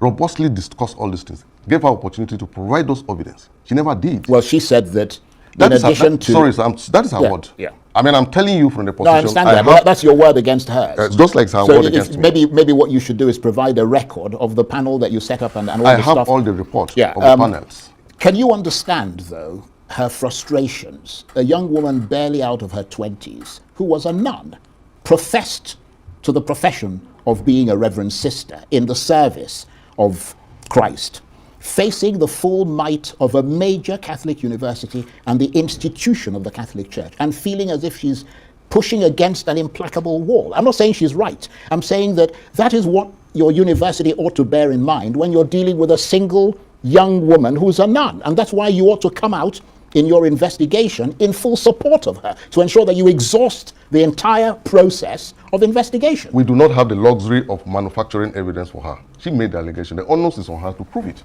I mean, we've had situations where people made very wide and robust allegations as people. Some of them get jailed. And then after periods of time, they discover that those allegations were wrong. Reputations may have been damaged. Yeah, but her reputation has also been affected. Do you think that... And her dignity as a woman. So you are assuming, you are assuming that... I'm not making an assumption. No, but you made a statement of fact that... When she was here yesterday, I played the devil's advocate. I'm doing that now. No, you presupposed Let me ask you this, we're almost out of time. Is there the remotest chance of reopening her case with a view to investigating it again, perhaps more thoroughly, and possibly reconsidering her dismissal in that context? We gave her opportunity to present... So you're not going to open the case I didn't say again? that. We gave her opportunity if we have new evidence that potentially indicate that perhaps they were not presented to us. Right. I mean, we're not cast in stones. We're open to certain new Good, I'm glad to hear that. If there are opportunities and we're convinced that those evidence that she may provide because of that points to the fact of a possibility that those issues were overlooked. I mean, it is about us. It's about Veritas. It's a brand that we built. We work hard to do it. And it's a good university. Veritas has won... It's got a good reputation, academic reputation. National and international awards. Yeah. We are not going to, treat that, even if the person who is involved is the vice chancellor. Ó lágbára o, ṣé ẹ ti gbọ́n tí arákùnrin sọ, ṣé ẹ bá ń wo body language ẹ̀ náà, yóò dáa fún Mr. Charles. Mo like bí Mr. Charles of Arise TV bó ṣe ṣe agbẹnusọ fún obìnrin yẹn nítorí nígbà tí àwọn náà sì ń bẹ̀ lánàá wọ́n ṣàgbẹnusọ fún àwọn náà right of reply ni wọ́n fún wọn yẹn ṣùgbọ́n gbogbo bẹ́ẹ̀ mi ṣe rí arákùnrin tó wá ṣe kìíní òun gan ti fẹ́ mọ́ bínú bẹ̀ tó rí pé Mr. Charles ń gbèsè arábìnrin yẹn lẹ́yìn tá a wá ló yẹ ká gbèsè lẹ́yìn tẹ́lẹ̀ kádìmù náà lọ́mọbìnrin ni kí ni ó ṣe ṣùgbọ́n ó fi hàn gbangba wípé university tó wá represent school tó wá represent ìyẹn Veritas àti Catholic òun ló wá gbèsè lẹ́yìn ó sì ti múra àjà wá bí ẹni pé kò ṣe tán lè bóun sọ òun wá gbèjà university ní lóòótọ́ ó gbèjà university náà wọn kò sẹ́ni tó fẹ́ kórúkọ institution òun bàjẹ́ ṣùgbọ́n bẹ́ẹ̀ bá ṣe tí ò dáa ẹ̀ lè bó o bẹ́ẹ̀ náà látún gbọ́ wípé wọ́n tún parọ́ mọ́ ọmọ yẹn ni pé ó wà involved nínú examination malpractice ní ohun tí ò tiẹ̀ ṣẹlẹ̀ tí ò jọmọ́rọ̀ yìí ṣùgbọ́n ṣe rí tá a bá ti bá wọn sí níbi tí ọ̀rọ̀ ti ṣẹlẹ̀ benefit of doubt fún oníkálukú láti sọ̀rọ̀ náà ni ẹ gbọ́ ṣé kó mú ẹ̀rí jáde àbí kó gbẹ́jọ́ lọ ilé ẹjọ́ tó bá ti mọ̀ pé òun ò tí ì gbẹ́jọ́ lọ ilé ẹjọ́ ṣó lè mú ẹ̀rí jáde ṣó mú jáde sáwọn náà gbà á torí ọ̀rọ̀ Nàìjíríà ní ìsìn gbélé ìtàn fà ní ìsìn tọmọ yẹn bá tú ẹ̀rí lẹ̀ ní ìsìn yóò lè o. ṣùgbọ́n táwọn èèyàn wá ń sọ ni wípé in fact ó yẹ kí wọ́n tiẹ̀ sì fún ọmọ yẹn ní benefit of doubt kan lọ sí all length láti make sure wípé gbọ́ tẹnu ẹ̀ nítorí pé ọmọbìnrin ni ó sì yẹ kán fún ní chance láti prove ààrẹ tó bá wá jẹ́ wípé irọ́ ni eléyìí fẹ́ dàbí ọ̀rọ̀ tó ṣẹlẹ̀ láàrin Natasha àti Akpabio ni o bẹ́ẹ̀mi ṣe rí ọ̀rọ̀ yẹn nìyẹn. ká tó wá lọ sọ́dọ̀ Wálé Ẹdùn tán ni wọ́n rọ́ dìgbàdìgbà lọ ilé ìwòsàn ní UK láti Nàìjíríà apá àwọn dókítà Nàìjíríà ò ká ẹjẹ́ sáré dé Madagascar irú tó ṣẹlẹ̀ ní Nepal lọ́jọ́ sí ó tún ti ṣẹlẹ̀ ní Madagascar ṣùgbọ́n eléyìí òwúra rẹ̀ ń ran òun náà lẹ́wọ̀n yẹn arákùnrin tẹ́ kọ́kọ́ rí yẹn ó ní pírẹsidẹ́ǹtì wọn ó ti sá lọ ìfẹ́ àfiwé ó ti fẹsẹ̀ fẹ́ wípé òun ò ní jẹ́ kán pa òun wípé àwọn aráàlú ní í ṣèwọ́de pé àwọn sì fààyè gbà wọ́de ṣùgbọ́n ìwú wá ní tàwọn ọlọ́pàá tí òfin wà wípé wọn ò gbọ́dọ̀ dá sí wọ́de pàápàá jùlọ àwọn àmì tó jẹ́ pọ́n ń lọ wá lọ dá sí wọ́de wípé ojú wọn ràn mọ́ páwá wọn ò sì lè jẹ́ kán pa òun kán fẹ̀ jẹun kán fi ṣe orúbọ fún Madagascar òun lọ́n tòun nu wo wọn ẹyẹ bá jẹ lẹyẹ ń gbé fò gbogbo tó ń bá gbé fò náà ó ti lọ́nu o ṣùgbọ́n àwọn tó gba ìjọba lọ́wọ́ rẹ̀ náà rèé o onísàn náà rèé wọ́n náà ni o wọ́n ní àwọn gbàjọba lóòótọ́ ṣùgbọ́n lẹ́yìn oṣù péréte pé àwọn ó dá ìjọba padà àwọn fẹ́ ṣe ètò ìdìbò míì fún ẹni tuntun tí ó gorí ipò ààrẹ kí wàá ní ààrẹ wọn tó sá lọ sí gan. Rajoelina ran away, fled to an unknown destination, just speaking to the country online or by here. So it was a coup fortune. It's fairly lucky to have taken that decision. If you look at the history of Madagascar, in 2009, it came to power with the help of CAPSAT, this same set of military officers. There was similar insurrection, protests that led to the change in government that brought him to power. Thereafter, he became a full civilian president. So he has a very, very good experience about the history of Madagascar, and he knew that the time might be up. But for whatever he may be saying, we cannot be too sure because you are these reasons when you are in a tight corner. abẹ́ẹ̀rí ó sì yọ̀ǹgì lójú o láti 2009 sọmọ kékeré ló fi gorí oyè ni wọ́n ní what takes you up keep you there ṣùgbọ́n tó gbóhùn lórí oyè wọ́n ní tí ń bẹ̀rù tí ń sá fún iná ni o wọ́n ní wọ́n gbàjọba náà ni àwọn tó sì ẹ̀pù ẹ̀ ńgbà náà tún gbàjọba lọ́wọ́ rẹ̀ wípé èyí tó ṣètò ó yẹ afẹsẹ̀fẹ́ wípé àwọn alágbára lélẹ́yìí ẹ mọ̀ jẹ́ kó ń para òun ó yẹ afẹsẹ̀fẹ́. ẹ jẹ́ wá dọ́dọ̀ bọ̀dá Ẹdùn tán sọ wípé ó rẹ̀ wọ́n ti fly wọn lọ sí abroad gẹ́gẹ́ bá a ṣe ń gbọ́ ní ìsìn gbogbo tí wọ́n ní wọ́n fẹ́ kí bàbá ó gbọ́ bàbá náà yẹn àwọn mẹ̀kúnnù Nàìjíríà àwọn ni wọ́n wá ń parí ọ̀rọ̀ báyìí o wọ́n nílé làpò tí ń jókòó dédì lórí ọ̀rọ̀ bọ̀dá Wálé Ẹdùn tí wọ́n ń dì náà ìwé kò sí nǹkan kan tó ṣe bọ̀dá Wálé Ẹdùn wọ́n ní wọ́n ti fly wọn lọ sí abroad làwọn ọmọ Nàìjíríà bá ẹ̀jẹ̀ kọ́kọ́ kà wọ́n ní the Minister of Finance and Coordinating Minister of the Economy Mr. Wálé Ẹdùn has travelled sunday travel ni wọ́n náà fly wọ́n gbé wọn lọ pàjáwìrì. Economy Mr. Wálé Ẹdùn has travelled to the United Kingdom to seek medical attention. Wọ́n ní multiple sources close to the development confirm it on Tuesday morning. Bó ti ẹ̀ jẹ́ pé wọ́n ti kọ́kọ́ publish ẹ̀ wípé kò serious o pé owó ẹ̀yin tẹ́ ń béèrè pé kán fẹlòmíì rọ́pò wọn mo ní gbólẹ̀ ní fẹlòmíì rọ́pò wọn. Ebe ibi tó yẹ kán lọ ní ìsìn níbi tó ti yẹ kán ti lọ ṣe meeting ṣé bí CBN governor ló fẹ́ rè ṣe aṣojú wọn àwọn ló sì yẹ kán lọ bẹ̀. Until the departure of presidency officials who spoke to our correspondents on Sunday had maintained that Edun was recuperating at his Abuja residence until tọ́rọ̀ wá gbẹ̀yìn yọ. Wọ́n wá sọ wọ́n ní one senior government official who spoke on condition of anonymity for lack of authorization to speak to the press on this matter told the Oniroyins that Edun's condition was being monitored closely. Yes, he's indisposed. He is sick, which is a bit serious. A bit serious. But it's not a stroke. As I'm talking to you, he's in his house. He's not being flown anywhere. Ẹ mọ̀ gbọ́ o, ó sọ yẹn lánàá ìgbà tá ilẹ̀ ó fi mọ́ láàárọ̀ ìfúnra wọn náà wá yí òun padà wípé wọ́n ti fly ẹ̀.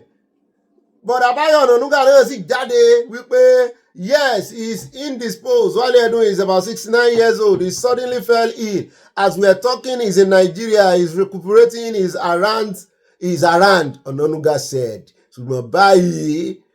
ìròyìn ti wá jáde pé wọ́n ti gbà báyìí. Wọ́n ti confirm pé minister will miss this year World Bank and International Monetary Fund annual meetings in Washington. Tó yẹ kó lọ sí ẹ̀rí àwọn ará bí wọ́n máa ń gbàgbé pé èèyàn ò lè sápamọ́ sẹ́yìn kàkàn. bẹ́ẹ̀ ṣe bo ọ́fíìsì alágbájá náà rèé nǹkan kan ò ṣe o ó wà dáadáa o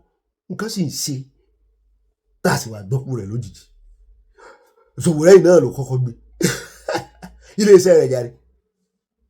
ṣùgbọ́n wọ́n ti wá rí bọ̀dá Wálé Ẹdùn báyìí o ní London tí àṣírí wọn tán fẹsẹ̀ ara wọn rìn ó sì ṣẹlẹ̀ ní eléyìí wọ́n ní kì í ṣe awórujẹ torí wọ́n ní wọ́n kàn sí wọ́n fẹsẹ̀ kan dé London 1 to 54 London Art Fair wọ́n ní London Art Fair ń lọ lọ́wọ́lọ́wọ́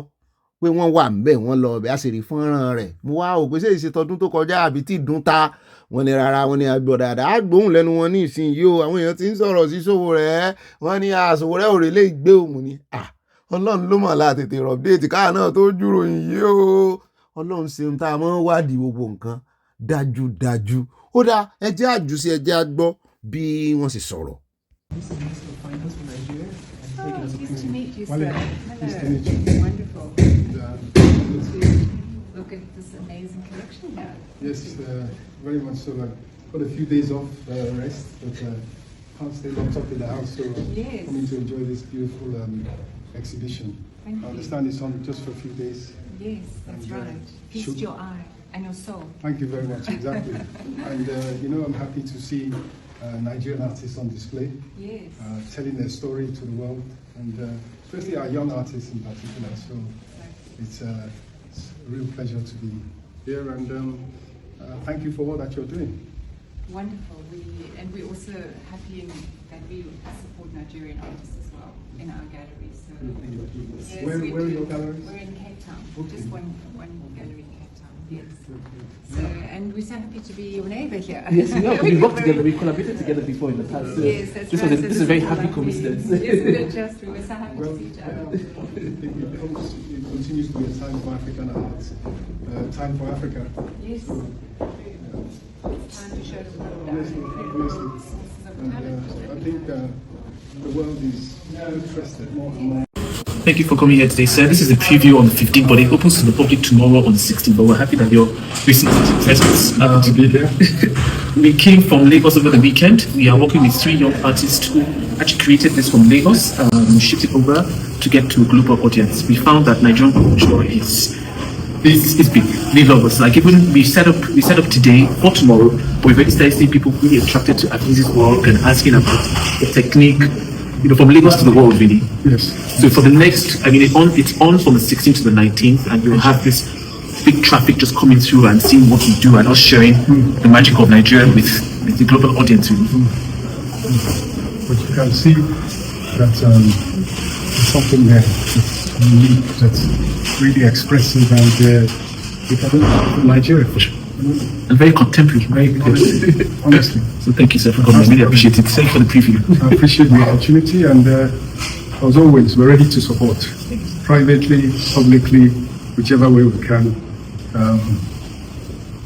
Nigeria has the young people, Africa has the young people,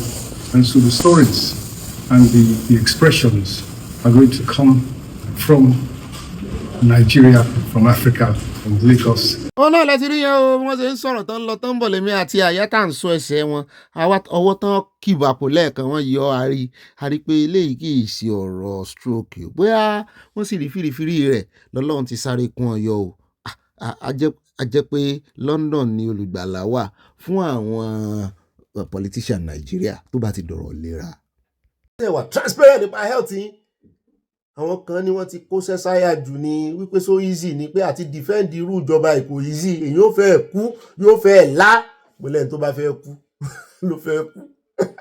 lọ́rọ̀ kan àdúrà ni ẹ mọ́ bá ń gbà fún Bọ̀dá Wálé Ẹdùn àwọn kọ́ ni president yín o ẹ mọ́ di ẹrù olódò òdẹ́lẹ́yàn lórí o àwọn kọ́ ni president ẹ gbàdúrà fún wọn o gbogbo rẹ̀ lẹ́ ọ̀dọ́ sọ̀rọ̀ ẹ̀ là ń lọ o níbi tó ti galo símáì tó ní people of Nigeria should break the law that keeps breaking them pé kàkà tí law ó fi break yín ẹ̀yẹn break ẹ̀ ó cite example torí téèyàn bá kàn gbọ́ ọ̀rọ̀ yẹn lérèfé yóò sọ wípé Sowore mọ̀mọ̀ kó bára rẹ̀ kí ló tún ń sọ ìwọ tó fẹ́ sun tó tún fi epo para ṣùgbọ́n pẹ̀lú context ẹ̀ ó dàbí ẹni pé ó ṣàlàyé ara rẹ̀ délẹ̀ bẹ́ẹ̀ náà ló sì sọ pé inú odò tó ń ti tẹsẹ̀ bọ̀ nípa Mazi Nnamdi Kanu òun ò ní yọsẹ̀ ń bẹ́ o èèyàn ń lọ sódò kò tún mọ̀ kígbe ó tútù wípé ògiri Jericho tán mọ yíká Ọ̀gbẹ́ni Nnamdi pé yóò wò ó wíwó ni ó wò ó mo ní sórin hallelujah lẹ́kọ̀ọ́ ó ní orin struggle orin àlùtà continua mo ní Victoria Asata àwa náà mọ̀ retí ẹ jẹ́ á gbọ́ bó ṣe ṣàlàyé lórí ọ̀rọ̀ ti kí àwọn Nàìjíríà bírèkì lọ́ọ̀kù tó bírèkì wọn àti lórí ọ̀rọ̀ ti Nnamdi Kanu bá a bá dé ká mọ̀ dàbí lórí ètò lónìí. I want to say this, and I think it's important to make a philosophical statement around the law. If the law keeps breaking the people might need to break the law so that they can break free. Apartheid was legal in South Africa, but it was breaking South Africans until they broke it. Slavery was legal. In fact, not only was it legal, slavery is also ecclesiastical. It's in the Bible that you should respect your master. But when slavery was breaking people had to break the law of slavery. So if the Nigerian law keeps breaking the Nigerian people may need to break the part of the law that keeps them broken all the time. And that is why I keep advocating mobilization that do not come only during elections. In other serious countries, if elections are rigged, the person who rigged the election cannot walk away. You get my point. Yeah. And I had the issue with the Labour Party and where Aisha was with. They mobilized. They also were demobilizing when they should keep mobilizing. I don't see any reason why they sat back after it was known that there was. I said I know there was no election, but whatever they believed took place, and they ought not to have stopped there. There ought to have been complete mobilization and a shutdown of the system. The system was ready for that shutdown. But then they said, hey, don't fight. They're not going to get power on a platter of gold. Don't let anybody deceive you that somehow, because those who are in power. The president said that himself, that power will never be served. Those who are in power will keep giving you homework assignments and homework to do. Go and mobilize. We're talking about political parties. Very soon, they will come and register political parties so that they can register political parties that will do their bidding. Or the political parties they cannot register, they will go in there and scatter the party. Because what they want is a one-party state. We